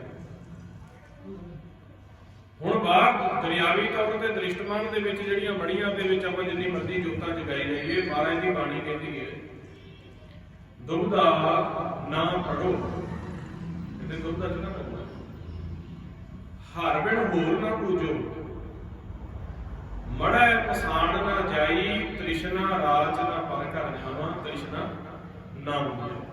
ਕਹਿੰਦੇ ਐਵੇਂ ਦੁਬਦਾ ਦੇ ਵਿੱਚ ਪੈ ਕੇ ਹਰੀ ਤੋਂ ਬਿਨਾਂ ਹੋਰ ਕਿਸੇ ਆਕਾਰ ਨੂੰ, ਕਿਸੇ ਪੱਥਰ ਨੂੰ, ਕਿਸੇ ਜਾਨਵਰ ਨੂੰ, ਕਿਸੇ ਰੁੱਖ ਬਿਰਖ ਨੂੰ ਨਾ ਪੂਜੋ। ਦੁਬਦਾ ਚ ਨਾ, ਦੁਬਦਾ ਨਾ ਪੜੋ, ਹਰ ਬਿਨ ਹੋਰ ਨਾ ਪੂਜੋ, ਮੜਾ ਮਸਾਣ ਨਾ ਜਾਈ। ਤੇ ਮਹਾਰਾਜ ਕਹਿੰਦੇ ਆਪਾਂ ਜਾਂਦੇ ਕਿਉਂ ਆ ਇਹਨਾਂ ਬੜੀਆਂ ਮਸਾਣੀਆਂ ਵਿੱਚ? ਕਹਿੰਦੇ ਤ੍ਰਿਸ਼ਨਾ ਵਸ ਪੈ ਕੇ। ਤ੍ਰਿਸ਼ਨਾ ਹੁੰਦੀ ਹੈ ਵੀ ਕਿਸੇ ਨੂੰ ਪੈਸੇ ਦੀ ਹੈ, ਕਿਸੇ ਨੂੰ ਘਰ ਗ੍ਰਸਤ ਦੀ ਹੈ, ਕਿਸੇ ਨੂੰ ਕਿਵੇਂ ਹੈ, ਕਿਸੇ ਨੂੰ ਕਿਵੇਂ। ਤੇ ਅਸੀਂ ਸੋਚਦੇ ਹਾਂ ਵੀ ਇਹਦੇ ਵਿੱਚ ਕੋਈ ਸਾਡਾ ਭਲਾ ਹੋ ਜਾਊਗਾ। ਤ੍ਰਿਸ਼ਨਾ ਰਾਜ ਨਾ ਪਰ ਘਰ ਜਾਵਾਂ, ਮਹਾਰਾਜ ਕਹਿੰਦੇ ਤ੍ਰਿਸ਼ਨਾ ਨਾਮ ਵਜੇ। ਤ੍ਰਿਸ਼ਨਾ ਤਾਂ ਨਾਮ ਨੇ ਬਟਾਉਣੀ ਹੈ। ਬਾਹਰੋਂ ਜਿੰਨੇ ਮਰਜ਼ੀ ਆਪਾਂ ਦੀਵੇ ਲਾਈ ਜਾਈਏ, ਜਿੰਨਾ ਮਰਜ਼ੀ ਆਪਾਂ ਉੱਥੇ ਲੰਗਰ ਭੰਡਾਰੇ ਕਰੀ ਜਾਈਏ, ਜਿੰਨੇ ਮਰਜ਼ੀ ਆਪਾਂ ਕੱਟ ਕਰੇ ਜਾਈਏ, ਮਹਾਰਾਜ ਕਹਿੰਦੇ ਜਿੰਨੀ ਦੇਰ ਤੱਕ ਨਾਮ ਦੀ ਜੋਤ ਨਹੀਂ ਅੰਦਰ ਜਗਦੀ ਉਨੀ ਦੇਰ ਤੱਕ ਕੋਈ ਫਾਇਦਾ ਨਹੀਂ। ਤੇ ਜੇ ਆਪਾਂ ਕਿਸੇ ਪੱਥਰ ਦਾ ਧਿਆਨ ਲਵਾਂਗੇ, ਮਹਾਰਾਜ ਕਹਿੰਦੇ ਜੋ ਤੁਸੀਂ ਸਵਾਸਾਂ ਦੀ ਪੂੰਜੀ ਦੇ ਵਿੱਚ ਰਹਿੰਦੇ ਆ, ਮਨ ਦੇ ਵਿੱਚ ਵਸਾ ਲਿਆ, ਪੱਥਰ ਦੀ ਮੜੀ ਨੂੰ ਮਨ ਦੇ ਵਿੱਚ ਵਸਾ ਲਿਆ, ਸਾਰੀ ਉਮਰ ਉਸੇ ਦੀ ਪੂਜਾ ਕੀਤੀ, ਤੇ ਮਹਾਰਾਜ ਕਹਿੰਦੇ ਜਦੋਂ ਸਵਾਸਾਂ ਦਾ ਧਨ ਖਤਮ ਹੋਏਗਾ, ਤੁਹਾਡੇ ਮਨ ਨੂੰ ਵੀ ਪੱਥਰ ਦੇ ਵਿੱਚ ਅਕਾਲ ਵਿੱਚ ਭੇਜ ਦਿਆਂਗੇ। ਸਾਰੀ ਉਮਰ ਜਾਨਵਰਾਂ ਦੀ ਪੂਜਾ ਕੀਤੀ, ਕਿਸੇ ਗਾਂ ਦੀ ਕੀਤੀ, ਕਿਸੇ ਸੱਪ ਦੀ ਕੀਤੀ, ਕਿਸੇ ਦੀ ਕੀਤੀ, ਕਿਸੇ ਦੀ ਕੀਤੀ। ਤੇ ਮਹਾਰਾਜ ਕਹਿੰਦੇ ਜੇ ਤੁਹਾਨੂੰ ਗਾਂ ਦਾ ਆਕਾਰ ਪਿਆਰਾ ਲੱਗਦਾ, ਸੱਪ ਦਾ ਆਕਾਰ ਪਿਆਰਾ ਲੱਗਦਾ, ਬੁੱਧ ਦਾ ਆਕਾਰ ਪਿਆਰਾ ਲੱਗਦਾ, ਉਹਨੂੰ ਮਨ ਚ ਬਿਠਾ ਲਓ। ਕਿਉਂਕਿ ਮਨ ਇੱਕ ਨਾ ਮਰਨ ਵਾਲੀ ਚੀਜ਼ ਆ, ਮਨ ਲਗਾਤਾਰ ਸਫ਼ਰ ਕਰਦਾ। ਤੇ ਜਿਸ ਵੀ ਆਕਾਰ ਨੂੰ ਉਹਨੇ ਮਨ ਚ ਵਸਾ ਲਿਆ, ਕਿਸੇ ਫੋਟੋ ਦੇ ਆਕਾਰ ਨੂੰ ਮਨ ਚ ਵਸਾ ਲਿਆ, ਕਿਸੇ ਮਨੁੱਖੀ ਆਕਾਰ ਨੂੰ ਮਨ ਦੇ ਵਿੱਚ ਵਸਾ ਲਿਆ, ਉਸੇ ਦੀ ਪੂਜਾ ਕਰੀ ਗਿਆ। ਜਿਵੇਂ ਇੱਥੋਂ ਸਵਾਸਾਂ ਦਾ ਧਨ ਖਤਮ ਹੋਏਗਾ, ਉਹਦੀ ਇੱਛਾ ਦੇ ਮੁਤਾਬਕ ਉਹਨੂੰ ਉਸੇ ਕਾਰ ਵਿੱਚ ਤੋੜ ਦਿੱਤਾ ਜਾਵੇਗਾ। ਤੇ ਮਹਾਰਾਜ ਕਹਿੰਦੇ ਫਿਰ ਐਸੀ ਮੜੇ ਦੀ, ਐਸੇ ਪੱਥਰ ਦੀ, ਐਸੇ ਰੁੱਖਾਂ ਬਿਰਖਾਂ ਦੀ, ਜਾਨਵਰਾਂ ਦੀ ਪੂਜਾ ਕਰਨ ਦਾ ਫਾਇਦਾ ਕੀ ਆਇਆ ਵੀ ਜਿਹੜੇ ਸਾਨੂੰ ਗਾਂ ਆਪਦੇ ਵਿੱਚ ਲੈ ਗਏ। ਤੇ ਫਿਰ ਮਹਾਰਾਜ ਕਹਿੰਦੇ ਧਿਆਨ ਕਾਹਦਾ ਧਰੀਏ? ਫਿਰ ਦੱਸੋ ਜੀ। ਤੁਸੀਂ ਰੋਜ਼ ਪੜ੍ਹਦੇ ਆ ਮਹਾਰਾਜ ਦੀ ਬਾਣੀ ਵਿੱਚੋਂ, ਧਿਆਨ ਧਰੋ ਤਿਹ ਕੋ ਮਨ ਮੈਂ, ਤਿਹ ਕੋ ਵਿਤੋਜ ਸਭ ਜਗ। ਜਿੰਦਾ ਪ੍ਰਕਾਸ਼ ਰੂਪੀ ਪ੍ਰਤਾਪ ਰੋਮ ਰੂਪ ਦੇ ਵਿੱਚ ਸਮਾਇਆ ਹੋਇਆ ਨਾ, ਉਹਦਾ ਧਿਆਨ ਧਰਿਓ। ਜਿਹੜੀ ਆਪਾਂ ਗੱਲ ਆਉਂਦੇ ਆ ਕਹੀ ਵੀ ਆਪਾਂ ਆਏ ਤਾਂ ਇਸ ਧਰਤੀ ਤੇ ਮਾਲਕ ਨਾਲ ਮਿਲਾਪ ਕਰਨਾ, ਮਿਲਾਪ ਦੀ ਬਜਾਏ ਆਪਾਂ ਭਰਮ ਦੇ ਵਿੱਚ ਪੈ ਕੇ ਆਕਾਰਾਂ ਦੀ ਪੂਜਾ ਕਰਨੀ ਸ਼ੁਰੂ ਕਰ ਦਿੱਤੀ, ਆਕਾਰਾਂ ਦੇ ਵਿਚਾਰ ਹੋਣੇ ਲੈਣੇ ਸ਼ੁਰੂ ਕਰ ਦਿੱਤੇ। ਤੇ ਮਹਾਰਾਜ ਕਹਿੰਦੇ ਧਿਆਨ ਉਸ ਦਾ ਧਰੋ। ਫਿਰ ਉਹ ਕਿਵੇਂ ਦਾ ਹੈ ਜਿਸ ਦਾ ਧਿਆਨ ਧਰਨਾ ਹੈ? ਤਾਂ ਮਹਾਰਾਜ ਕਹਿੰਦੇ ਨੇ ਚੱਕਰ ਚਿੰਨ ਅਰ ਵਰਨ ਜਾਤ ਪਾਤ ਰਹਿਣ ਜੇ ਰੂਪ ਰੰਗ ਰੇਖ ਤੇ ਕੋ ਕਹਿ ਨਾ ਸਕਦੇ ਅਚਲ ਮੂਰਤ ਅਨੁਭਵ ਪ੍ਰਕਾਸ਼। ਉਹ ਐਸਾ ਇੱਕ ਪ੍ਰਕਾਸ਼ ਹੈ ਜਿਸ ਪ੍ਰਕਾਸ਼ ਦਾ ਨਾ ਤਾਂ ਕੋਈ ਰੰਗ ਲਾ ਵੀ ਆਪਾਂ ਕਹਿੰਦੇ ਲਾਲ ਰੰਗ ਦਾ ਪ੍ਰਕਾਸ਼ ਹੈ, ਪੀਲੇ ਦਾ ਪ੍ਰਕਾਸ਼ ਹੈ, ਨੀਲੇ ਰੰਗ ਦਾ ਪ੍ਰਕਾਸ਼ ਹੈ, ਚਿੱਟਾ ਪ੍ਰਕਾਸ਼ ਨਹੀਂ। ਐਸਾ ਪ੍ਰਕਾਸ਼ ਹੈ ਬਿਲਕੁਲ ਸਾਫ਼। ਸੋ ਤੁਮ ਹੀ ਮੈਂ ਬਸਿਆ ਨਿਰੰਤਰ ਨਾਨਕ ਦਰਪਣ ਨਹੀਂ। ਦਰਪਣ ਦਾ ਸ਼ੀਸ਼ਾ ਜਿਸ ਪ੍ਰਕਾਸ਼ ਦਾ ਆਪਾਂ ਧਿਆਨ ਲੈਣਾ ਹੈ, ਕਹਿੰਦੇ ਵੀ ਉਹ ਸ਼ੀਸ਼ੇ ਵਰਗਾ ਸਾਫ਼ ਤੇ ਤੁਹਾਡੇ 'ਚ ਵਸਦਾ। ਕਿੱਥੇ ਵਸਦਾ? ਕਹਿੰਦੇ ਮਸਤਕ ਪਦਮ। ਆ ਪਦਮ ਕਹਿੰਦੇ ਨੇ ਆ ਜਿਹੜਾ ਮਸਤਕ ਦਾ ਡੂਬ ਹੁੰਦੀ ਹੈ। ਮਸਤਕ ਪਦਮ ਦੁਆਰੇ ਬਣੀ ਮਾਹੀ ਨਿਰੰਜਨ ਤ੍ਰੈ ਗੁਣ ਧਨੀ। ਆ ਮਸਤਕ ਦੇ ਨਕਸ਼ਾ ਬਣਾ ਕੇ ਦੱਸਿਆ ਪਦਮ ਦੇ ਵਿੱਚ ਤਿੰਨਾਂ ਗੁਣਾਂ ਦਾ ਧਨੀ। ਤੇ ਨਿਸ਼ਾਨੀ ਦੱਸਦੀ, ਨਿਸ਼ਾਨੀ ਕੀ ਹੈ? ਕਹਿੰਦੇ ਪੰਜ ਸ਼ਬਦ ਨਿਰਮਾਇਲ ਵਾਜੇ। ਜਦੋਂ ਧਿਆਨ ਕਰਕੇ ਸੁਰਤੀ ਕਰਕੇ ਸ਼ਬਦ ਦਾ ਅਭਿਆਸ ਕਰਕੇ ਅਸੀਂ ਜਾਂਦੇ ਹਾਂ ਸਹਿਜ ਵਿੱਚ, ਤੇ ਕਹਿੰਦੇ ਜਦੋਂ ਤੁਸੀਂ ਪ੍ਰੈਕਟੀਕਲ ਕਰਕੇ ਸਿਮਰਨ ਕਰਕੇ ਸਹਿਜ 'ਚ ਜਾਓਗੇ, ਕਹਿੰਦੇ ਉੱਥੇ ਪੰਜ ਸ਼ਬਦਾਂ ਦੀਆਂ ਧੁਨਾਂ ਚੱਲਦੀਆਂ ਹੋਣਗੀਆਂ ਜਿੱਥੇ ਉਹ ਪ੍ਰਕਾਸ਼ ਰੂਪ ਦੇ ਵਿੱਚ ਬੈਠਾ, ਜਿੱਦਾਂ ਤੁਸੀਂ ਧਿਆਨ ਕਰਨਾ। ਕਹਿੰਦੇ ਪੰਜ ਸ਼ਬਦ ਨਿਰਮਾਇਲ ਵਾਜੇ ਢੋਲਕੀ ਚਵਰ ਸੰਖ ਘਟ ਗਾਜੇ। ਪੰਜ ਤਰੀਕੇ ਦੀਆਂ ਆਵਾਜ਼ਾਂ ਸੁਣਾਈ ਦੇਣੀਆਂ ਤੁਹਾਨੂੰ ਧਿਆਨ। ਕਹਿੰਦੇ ਜਿੱਥੇ ਪੰਜੇ ਆਵਾਜ਼ਾਂ ਦਾ ਸੰਗਮ ਲੱਗੇ, ਢੋਲਕੀ ਚਵਰ ਸੰਖ ਘਟ ਗਾਜੇ। ਸਮਝਿਆ ਜੀ? ਬਸ ਉਸ ਤੋਂ ਉੱਤੇ ਪ੍ਰਕਾਸ਼ ਨਿਸ਼ਾਨੀ ਦੱਸ ਦਿੰਦੇ। ਫਿਰ ਕਹਿੰਦੇ ਵੀ ਹੋਰ ਆਸਾਨ ਕਰੋ ਵੀ ਕਿਵੇਂ ਬੈਠੀਏ। ਫਿਰ ਕਬੀਰ ਸਾਹਿਬ ਦੀ ਬਾਣੀ ਪੜ੍ਹਦੇ ਆ। ਕਬੀਰ ਸਾਹਿਬ ਨੇ ਬੜਾ ਸਾਫ਼ ਕਰਕੇ ਤੇ ਬੜਾ ਸਪਸ਼ਟ ਜਿਹਾ ਦੱਸਿਆ। ਕਹਿੰਦੇ ਕਬੀਰ ਗੰਗ ਜਮਨ ਕੇ ਅੰਤਰੈ ਸਹਿਜ ਸੁਣ ਕੇ ਘਾਟ ਤਹਾ ਕਬੀਰੈ ਮੱਢ ਕੀਆ ਖੋਜਤ ਮੁਨ ਜਨ ਬਾਟ। ਕਬੀਰ ਸਾਹਿਬ ਕਹਿੰਦੇ ਗੰਗਾ ਤੇ ਜਮਨਾ ਦੇ ਸੈਂਟਰ ਵਿੱਚ ਇੱਕ ਸਹਿਜ ਸੁਣ ਦਾ ਘਾਟ ਹੈ, ਉੱਥੇ ਅਸੀਂ ਮੱਢ ਕੀਤਾ ਹੈ। ਹੁਣ ਗੰਗਾ ਕਹਿੰਦੇ ਤਾਂ ਖੱਬੀ ਸੁਰ ਨੂੰ ਤੇ ਜਮਨਾ ਕਹਿੰਦੇ ਤਾਂ ਸੱਜੀ ਸੁਰ ਨੂੰ। ਖੱਬੀ ਸੱਜੀ ਸੁਰ ਤੋਂ ਜਿੱਥੇ ਜਾ ਕੇ ਮਿਲਦੀਆਂ, ਇੱਥੇ ਸਹਿਜ ਸੁਰ ਦਾ ਘਾਟ ਵਾ। ਕਹਿੰਦੇ ਇੱਥੇ ਮੱਢ ਕੀਤਾ। ਕਹਿੰਦੇ ਖੋਜਤ ਮੁੰਜਨ ਬਾਤ। ਮੁੰਜਨ ਜਿਹੜੇ ਸੀਗੇ ਬਾਰ-ਬਾਰ ਉਹ ਫਿਰਦੇ ਰਹੇ, ਕੋ ਕਿਤੇ ਕਿਸੇ ਨੂੰ ਇਹ ਘਾਟ ਨਹੀਂ ਲੱਭਾ ਤੇ ਸਾਨੂੰ ਇਹ ਘਾਟ ਲੱਭ ਕੇ ਕਹਿੰਦੇ ਅਸੀਂ ਉੱਥੇ ਬੈਠ ਗਏ ਤੇ ਉਸ ਦਾ ਧਿਆਨ ਧਰਿਆ ਜਿਹੜਾ ਬਿਲਕੁਲ ਰੂਪ ਰੰਗ ਰੇਖ ਤੇ ਇੱਕੋ ਨਿਆਰਾ ਸੀ। ਹੁਣ ਸੰਸਾਰ ਦੇ ਵਿੱਚ ਕੋਈ ਸੱਪ ਦੀ ਪੂਜਾ ਕਰੀ ਜਾਂਦਾ, ਕੋਈ ਚੂਹੇ ਦੀ ਪੂਜਾ ਕਰੀ ਜਾਂਦਾ, ਕੋਈ ਗਾਂ ਦੀ ਪੂਜਾ ਕਰੀ ਜਾਂਦਾ, ਕੋਈ ਚੰਡੀ ਦੀ ਕਰੀ ਜਾਂਦਾ, ਕੋਈ ਪਿੱਪਲ ਦੀ ਕਰੀ ਜਾਂਦਾ, ਕੋਈ ਟਾਹਲੀ ਦੀ ਕਰੀ ਜਾਂਦਾ, ਰੁੱਖ ਬਿਰਖ ਦੀ ਵੀ ਪੂਜਾ ਕਰਦੇ। ਪਰ ਇਹ ਨਹੀਂ ਸਿਆਣਪ ਕਰਦੇ ਵੀ ਜਿਹੜੇ ਰੁੱਖ ਦੀ ਪੂਜਾ ਅਸੀਂ ਕਰਦੇ ਪਏ ਇਹ ਕਿੰਨਾ ਕਮਜ਼ੋਰ ਹੈ ਵੀ ਇੱਕ ਜਗ੍ਹਾ ਤੋਂ ਦੂਸਰੀ ਜਗ੍ਹਾ ਤੇ ਜਾ ਨਹੀਂ ਸਕਦਾ। ਚਾਹੇ ਇਸ ਦੀ ਕੋਈ ਬਾਹਾਂ ਵੜ ਦੇਵੇ, ਚਾਹੇ ਇਸ ਦਾ ਕੋਈ ਸਿਰ ਵੜ ਦੇਵੇ, ਇਹ ਰੋਲਾ ਨਹੀਂ ਪਾ ਸਕਦਾ, ਬਚਾਅ ਨਹੀਂ ਕਰ ਸਕਦਾ। ਤੇ ਮੇਰੇ ਵਿੱਚ ਇੰਨੀ ਜਾਨ ਹੈ, ਮੈਂ 1000 ਕਿਲੋਮੀਟਰ ਦਾ ਸਫ਼ਰ ਕਰ ਸਕਦਾ ਇੱਕ ਦੋ ਦਿਹਾੜੀਆਂ ਦੇ। ਇਹ ਮੈਨੂੰ ਕਿਵੇਂ ਬਚਾ ਲੂਗਾ? ਇਹ ਤਾਂ ਇੱਕ ਆਪ ਜਾਨ ਹੈ। ਜੇ ਇਹਨੂੰ ਕੋਈ ਪਾਣੀ ਪਾ ਦੇਵੇ, ਨਾ ਪਾਵੇ ਤੇ ਖੜਾ ਰਹੇਗਾ। ਵੱਢ ਗਿਆ ਅੱਗ ਲੱਗ ਜਾਏ, ਬੇਸ਼ੱਕ ਸੜ ਜਾਏ, ਬੇਸ਼ੱਕ ਵਿੱਚ ਕੀੜਾ ਪੈ ਜਾਏ ਤੇ ਖੋਖਲਾ ਜਾਏ, ਇਹ ਮੈਨੂੰ ਕਿੱਥੋਂ ਬਚਾਊਗਾ? ਫਿਰ ਉਹ ਸੱਪ ਨੂੰ ਕੋਈ ਦੇ ਤੇ ਸੱਪ ਤਾਂ ਬੰਦੇ ਦੇ ਪੈੜਾਂ ਦੀ ਚਾਲ ਸੁਣ ਕੇ ਖੁੱਡ ਪਾਸੇ ਭਜਦਾ। ਗਾਂ ਸਭ ਤੋਂ ਸਰੀਰ ਜਾਨਵਰ ਹੈ। ਚੂਹਾ ਜਿਹੜਾ ਉਹ ਤੁਸੀਂ ਦੇਖਦੇ ਜੀ, ਉਹਦੇ ਨੂੰ ਕੀ ਬਣਦੀ, ਉਹ ਤੁਹਾਨੂੰ ਕਿੱਥੋਂ ਬਚਾ ਦਿੰਦਾ? ਤੇ ਪੱਥਰ ਜਿਹੜਾ ਉਹਦਾ ਇੰਨਾ ਕਮਜ਼ੋਰ ਹੈ, ਜਿਹੜਾ ਕੁੰਬੜਾ ਬਣਾ ਲਿਆ ਜਾਂ ਪੱਥਰ ਬਣਾ ਲਿਆ ਜਾਂ ਗੋਲ ਬਣਾ ਲਿਆ, ਚੌਰਸ ਬਣਾ ਲਿਆ, ਉਹਦਾ ਹਿੱਲ ਹੀ ਨਹੀਂ ਸਕਦਾ। ਸਭ ਤੋਂ ਲੰਮੀ ਜੋਨ। ਤੇ ਜਿਨ੍ਹਾਂ ਦੀ ਅਸੀਂ ਪੂਜਾ ਕਰਦੇ ਪਏ ਆ, ਇਹ ਕੀ ਬਚਾਉਣਗੇ ਸਾਨੂੰ? ਕੋਈ ਜੋਤ ਦਿਖਾ ਕੇ ਪੂਜਾ ਕਰਦੇ ਆ ਜਾਂ ਕੋਈ ਹੋਰ ਕਰਦੇ ਆ। ਬਚਾਉਣਾ ਹੈ ਉਸ ਕਲਗੀਧਰ ਦਸ਼ਮੇਸ਼ ਪਾਤਸ਼ਾਹ ਸੱਚੇ ਪਾਤਸ਼ਾਹ, ਉਹ ਸਮਾਏ ਹੋਇਆ ਸੱਚਖੰਡ ਦੇ ਵਿੱਚ। ਪ੍ਰਕਾਸ਼ ਦੇ ਵਿੱਚ ਉਸ ਦੀ ਜੋਤ ਹਰ ਟਾਈਮ ਹਾਜ਼ਰ ਹੈ ਤੇ ਉਹ ਕਦੇ ਗਏ ਨਹੀਂ, ਇੱਥੇ ਹੀ ਤਨ ਕਰਕੇ ਚਲੇ ਗਏ। ਪਰ ਸਾਨੂੰ ਭੇਤ ਦੇ ਗਿਆ ਵੀ ਜਦੋਂ ਮਰਜ਼ੀ, ਅੱਜ ਤੁਹਾਨੂੰ ਹੀ ਤਰੀਕਾ ਦੱਸ ਕੇ ਚੱਲੇ ਆ, ਜਦੋਂ ਮਰਜ਼ੀ ਸਾਡੇ ਨਾਲ ਆ ਕੇ ਮਿਲਾਪ ਕਰ ਲਓ, ਸਾਡੇ ਨਾਲ ਗੱਲਬਾਤ ਕਰ ਲਓ, ਕਿਉਂਕਿ ਉਹ ਅਮਰ ਨੇ। ਤੇਗ ਬਹਾਦਰ ਕੇ ਜਲਦ ਭਾਈ ਜਗਤ ਕੋ ਸੋਤ ਹੈ ਸਭ ਜਗ ਪੇ ਹੋ ਜੈ ਜੈ ਸਭ ਜੈ ਜੈਕਾਰ ਹੋ ਰਹੀ ਹੈ ਸੱਚਖੰਡ ਦੇ ਵਿੱਚ। ਪ੍ਰਕਾਸ਼ ਦੇ ਵਿੱਚ ਸਾਨੂੰ ਗੁਰੂ ਨਾਨਕ ਸਾਹਿਬ ਸੱਚੇ ਪਾਤਸ਼ਾਹ ਨੇ ਦੱਸਿਆ ਨਾ ਕਿ ਯੋਧੇ ਤੇ ਮਹਾਬਲੀ ਜਿਹੜੇ ਹੁੰਦੇ ਨੇ ਕਿੱਥੇ ਜਾਂਦੇ ਨੇ। ਗੁਰਮੁਖਾਂ ਨੂੰ ਯੋਧੇ ਮਹਾਬਲੀ ਕਿਹਾ ਨਾ, ਇਹ ਜਦੋਂ ਸਰੀਰ ਛੱਡ ਜਾਂਦੇ ਨੇ ਕਿੱਥੇ ਚਲੇ ਜਾਂਦੇ ਨੇ? ਮਹਾਰਾਜ ਕਹਿੰਦੇ ਤਿੱਥੈ ਜੋਧ ਮਹਾਬਲ ਸੂਰ ਤਿਨ ਮੈਂ ਰਾਮ ਰਹਿਆ ਭਰਪੂਰ, ਤਿਥੈ ਸੀਤੋ ਸੀਤਾ ਮਹਿਮਾ ਮਾਹਿ। ਤਾਂ ਕਿ ਰੂਪ ਨਾ ਕਥਨੇ ਜਾਏ, ਨਾ ਉਮਰੈ ਨਾ ਠਾਗੈ ਜਾਏ, ਜਿਨ ਕੇ ਰਾਮ ਵਸੈ। ਕਹਿੰਦੇ ਜਨਮ ਮਰਨ ਦੇ ਵਿੱਚ ਨਹੀਂ ਹੁੰਦੇ, ਉਹ ਠੱਗੀ ਵਿੱਚ ਨਹੀਂ ਆਉਂਦੇ। ਆਪਾਂ ਕਾਲ ਦੀ ਪੰਜਾਂ ਦੂਤਾਂ ਦੀ ਠੱਗੀ ਵਿੱਚ ਆ ਜਾਂਦੇ ਆ, ਜਿਵੇਂ ਵਿਚਾਰ ਆਏ ਉਵੇਂ ਤੁਰ ਪੈਂਦੇ, ਠੱਗੀ ਚ ਆ ਗਏ। ਉਹ ਕਹਿੰਦੇ ਉਹ ਹਰ ਟਾਈਮ ਅਕਾਲ ਪੁਰਖ ਦੀ ਮਹਿਮਾ ਕਰਦੇ ਪਏ ਨੇ। ਉਹ ਸੱਚੇ ਪਾਤਸ਼ਾਹ ਦੇ ਧਿਆਨ ਦੇ ਵਿੱਚ ਬੈਠੇ ਹੋਏ ਆ, ਨਾ ਉਹ ਜਨਮ ਵਿੱਚ ਨਾ ਮਰਨ ਵਿੱਚ, ਤਾਂ ਕਿ ਰੂਪ ਨਾ ਕਥਨੇ ਜਾਏ। ਨਾ ਉਹ ਇਸਤਰੀ ਰੂਪ 'ਚ ਉੱਥੇ ਬੈਠੇ ਆ, ਨਾ ਮਰਦ ਰੂਪ ਵਿੱਚ ਬੈਠੇ ਆ, ਜੋਤ ਸਰੂਪ ਹੋ ਕੇ ਬੈਠੇ ਆ। ਉਹਨਾਂ ਦੀ ਪੂਜਾ ਕਰਨੀ ਆਪਾਂ।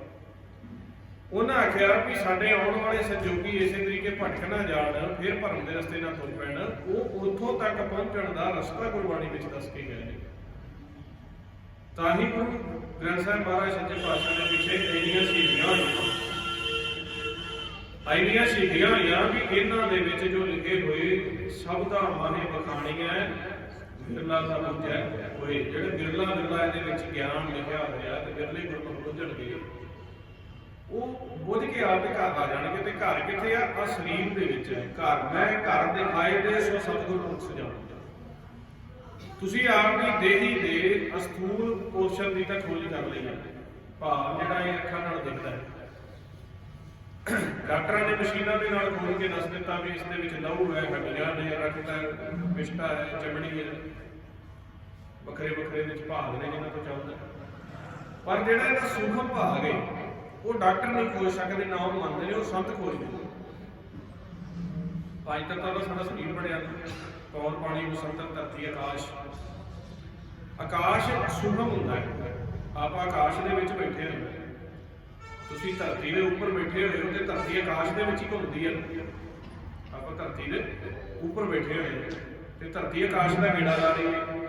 ਨਾ ਧਰਤੀ ਦੇ ਥਾਂ ਕੁਛ ਹੈ, ਨਾ ਤਾਂ ਕੁਛ ਹੈ, ਨਾ ਖੱਬੇ ਨਾ ਸੱਜੇ। ਆਪਾਂ ਆਕਾਸ਼ 'ਤੇ ਬੈਠੇ ਹਾਂ, ਧਰਤੀ ਦੇ ਉੱਪਰ ਬੈਠੇ ਨੇ, ਧਰਤੀ ਆਕਾਸ਼ 'ਚ, ਆਪਾਂ ਵੀ ਆਕਾਸ਼ 'ਚ। ਤੇ ਮਹਾਰਾਜ ਕਹਿੰਦੇ ਕਹੋ ਕਬੀਰ ਖੋਜੋ ਆਸਮਾਨ, ਅਸਮਾਨ ਦੀ ਖੋਜ ਕਰੋ। ਤੇ ਕਿਵੇਂ ਖੋਜਦੇ ਨੇ? ਕਹਿੰਦੇ ਰਾਮ ਸਮਾਨ ਨਾ ਦੇਖੋ ਆਣ, ਜਿਸ ਦੇ ਵਿੱਚ ਪ੍ਰਕਾਸ਼ ਹੈ, ਰਾਮ ਹੈ, ਅਕਾਲ ਪੁਰਖ। ਹੁਣ ਜਿਸ ਜੀਵ ਨੇ ਤਾਂ ਆਪ ਦੀ ਖੋਜ ਨੂੰ ਸਮਝ ਕੇ ਅੰਦਰ ਆਪ ਦੇ ਆਸਣ ਲਾਉਣਾ ਸਿੱਖ ਲਿਆ। ਆਸਣ ਕਿਵੇਂ ਲੱਗੇਗਾ? ਆਸਣ ਲੱਗਣਾ ਹੈ ਜਿਵੇਂ ਗੁਰਮੁਖ ਕਰਵਾ ਰਹੇ ਸੀ। ਸਹਿਜ ਅਭਿਆਸ ਕਰਦੇ ਆ ਜਦੋਂ ਆਪ ਦੀ ਆਵਾਜ਼ ਦੇ ਵਿੱਚ ਆਪਾਂ ਧੁਨ ਦੇ ਵਿੱਚ ਧਿਆਨ ਕਰਦੇ ਹਾਂ, ਧੁਨ ਵਿੱਚ ਧਿਆਨ ਕਰਦੇ ਆ ਆਪਦੇ ਮਨ ਨੂੰ ਇੰਨੀ ਸਹਿਜ ਵਿੱਚ ਲੈ ਜਾਣਾ ਵੀ ਜਿੱਥੇ ਜਾ ਕੇ ਅਸੀਂ ਆਪਦੇ ਸਰੀਰ ਨੂੰ ਵੀ ਭੁੱਲ ਜਾਈਏ। ਵਿਚਾਰ ਆਕਾਰ ਤਾਂ ਦੂਰ ਦੀ ਗੱਲ, ਅਭਿਆਸ ਕਰਦੇ ਅਸੀਂ ਇਸ ਸਰੀਰ ਨੂੰ ਵੀ ਭੁੱਲ ਜਾਈਏ ਕਿ ਅਸੀਂ ਕਿੱਥੇ ਬੈਠੇ ਹੋਏ। ਉੱਥੇ ਜਾ ਕੇ ਖੋਜ ਕਰਨੀ, ਉੱਥੇ ਕਿਸੇ ਗਿਆਨ ਦੁਆਰਾ ਖੋਜ ਨਹੀਂ ਹੋਊਗੀ, ਕਿਸੇ ਉੱਥੇ ਵਿਚਾਰ ਦੁਆਰਾ ਖੋਜ ਨਹੀਂ ਹੋਊਗੀ। ਬਸ ਪੰਜਵੇਂ ਪਾਤਸ਼ਾਹ ਕਹਿੰਦੇ ਨੇ ਸੁਨ ਸਮਾਦ ਅਨਹਤ ਹੈ ਨਾ ਕਹਿਣ ਨਾ ਜਾਈ ਅਚਰਜ ਵਿਸੁਨ। ਸੁਨ ਦੇ ਵਿੱਚ ਜਾ ਕੇ ਬਸ ਸਮਾਧੀ ਲਾਉਣੀ ਆ, ਹੋਰ ਕੋਈ ਗਿਆਨ ਨਹੀਂ ਕਰਨਾ, ਉੱਥੇ ਦੇਖਣਾ ਨਹੀਂ, ਸੋਚਣਾ ਨਹੀਂ। ਕਿਉਂਕਿ ਦੂਜੇ ਪਾਤਸ਼ਾਹ ਨੇ ਕਹਿੰਦਾ ਨਾ, ਅੱਖੀ ਬਾਝੋਂ ਵੇਖਣਾ, ਬਿਨ ਕੰਨਾਂ ਸੁਣਨਾ, ਪੈਰਾਂ ਬਾਝੋਂ ਚੱਲਣਾ, ਬਿਨ ਹੱਥਾਂ ਕਰਨਾ। ਅੱਖਾਂ ਦੇ ਬਾਝੋਂ ਵੇਖਣਾ ਹੈ, ਬਿਨ ਕੰਨਾਂ ਸੁਣਨਾ ਹੈ। ਆਹ ਪੈਰ, ਆਹ ਹੱਥ, ਆਹ ਜੀਵਾ, ਇਹਨਾਂ ਨੂੰ ਛੱਡ ਦੇਣਾ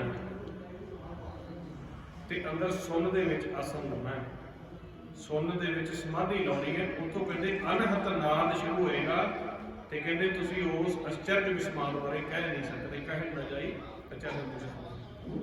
ਉਹਨਾਂ ਬਾਰੇ ਇੱਕ ਹੋਰ ਸੌਖਾ ਦੱਸਿਆ, ਸੁੰਨ ਮੰਡਲ ਇੱਕ ਜੋਗੀ ਵੈਸੇ, ਸੁੰਨ ਮੰਡਲ ਹੈ ਉੱਥੇ ਇੱਕ ਜੋਗੀ ਬੈਠਦਾ ਤੁਹਾਨੂੰ ਮਿਲੂਗਾ।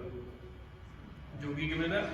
ਨਾਰ ਨਾ ਪੁਰਖ ਕਹੋ ਕੋ, ਨਾ ਨਾਰ ਹੈ ਨਾ ਪੁਰਖ ਹੈ, ਕੋਈ ਆਕਾਰ ਦੇ ਵਿੱਚ ਨਹੀਂ ਉਹ ਜੋਗੀ ਬੈਠਾ, ਜੋਤ ਜਗਾ ਕੇ ਆਪ ਦੇ ਪ੍ਰਕਾਸ਼ ਦੇ ਸਰੂਪ ਦੇ ਵਿੱਚ ਬੈਠਾ ਹੋਇਆ।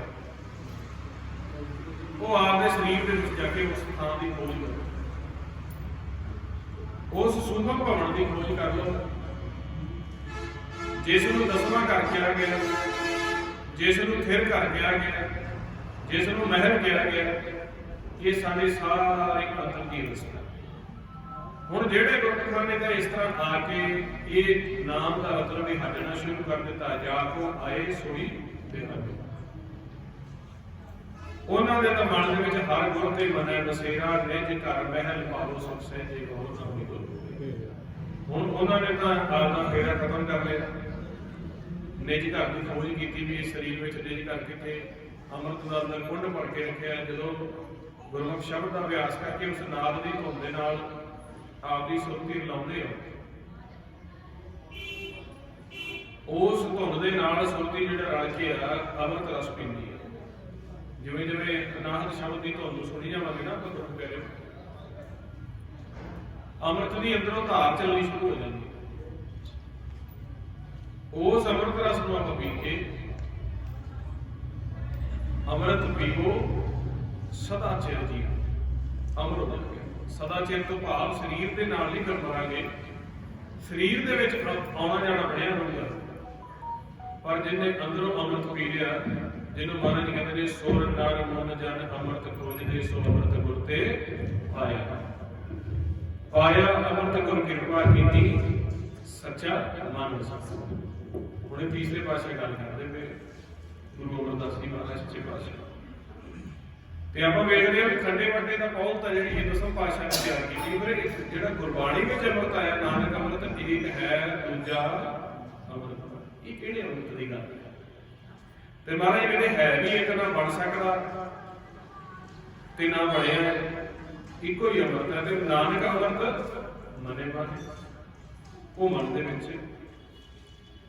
ਤੇ ਜਦੋਂ ਸ਼ਬਦ ਦਾ ਅਭਿਆਸ ਕਰਦਿਆਂ ਹੋਇਆ ਸਹਿਜ ਦੇ ਵਿੱਚ ਜਾ ਕੇ, ਜਿੱਥੇ ਸਹਿਜ ਵਿਚਾਰ ਬਿਲਕੁਲ ਖਤਮ ਹੋ ਗਿਆ, ਤੇ ਮਹਾਰਾਜ ਕਹਿੰਦੇ ਸਰਵਣਾ ਨੂੰ ਸੱਚੀ ਬਾਣੀ ਸੁਣਨ ਲੱਗ ਪਈ, ਅੰਦਰਲੇ ਮਨ ਦੇ ਕਰਨਾ, ਉੱਥੇ ਅੰਮ੍ਰਿਤ ਆਏਗਾ ਮੁਖ ਦੇ ਵਿੱਚ ਘੁੱਟਾਂ ਦੇ ਨਾਲ।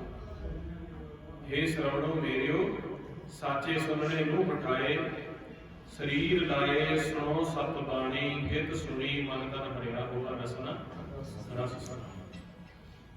ਉੱਥੇ ਰਸ ਹੈ। ਹੁਣ ਆਪਾਂ ਜਿਵੇਂ ਜਿਵੇਂ ਅੰਮ੍ਰਿਤ ਪੀਵਾਂਗੇ ਸਦਾ ਚਿਰ ਜੀਵਾਂਗੇ, ਕਿਉਂਕਿ ਮਹਾਰਾਜ ਕਹਿੰਦੇ ਸੁਰ ਨਾਲ ਮੁੰਜਨ ਅੰਮ੍ਰਿਤ ਖੋਜਦੇ। ਸੁਰ ਨਾਲ ਮੁੰਜਨ ਸੀ, ਉਹਨਾਂ ਨੂੰ ਅੰਦਰਲੇ ਨਾਮ ਦਾ ਭੇਦ ਨਹੀਂ ਆਇਆ, ਉਹ ਬਾਹਰੋਂ ਇਸ ਦੀ ਖੋਜ ਕਰਦੇ ਰਹੇ, ਪਰ ਕਹਿੰਦੇ ਉਹ ਸੁਰ ਅੰਮ੍ਰਿਤ ਗੁਰ ਤੇ ਪਾਏ।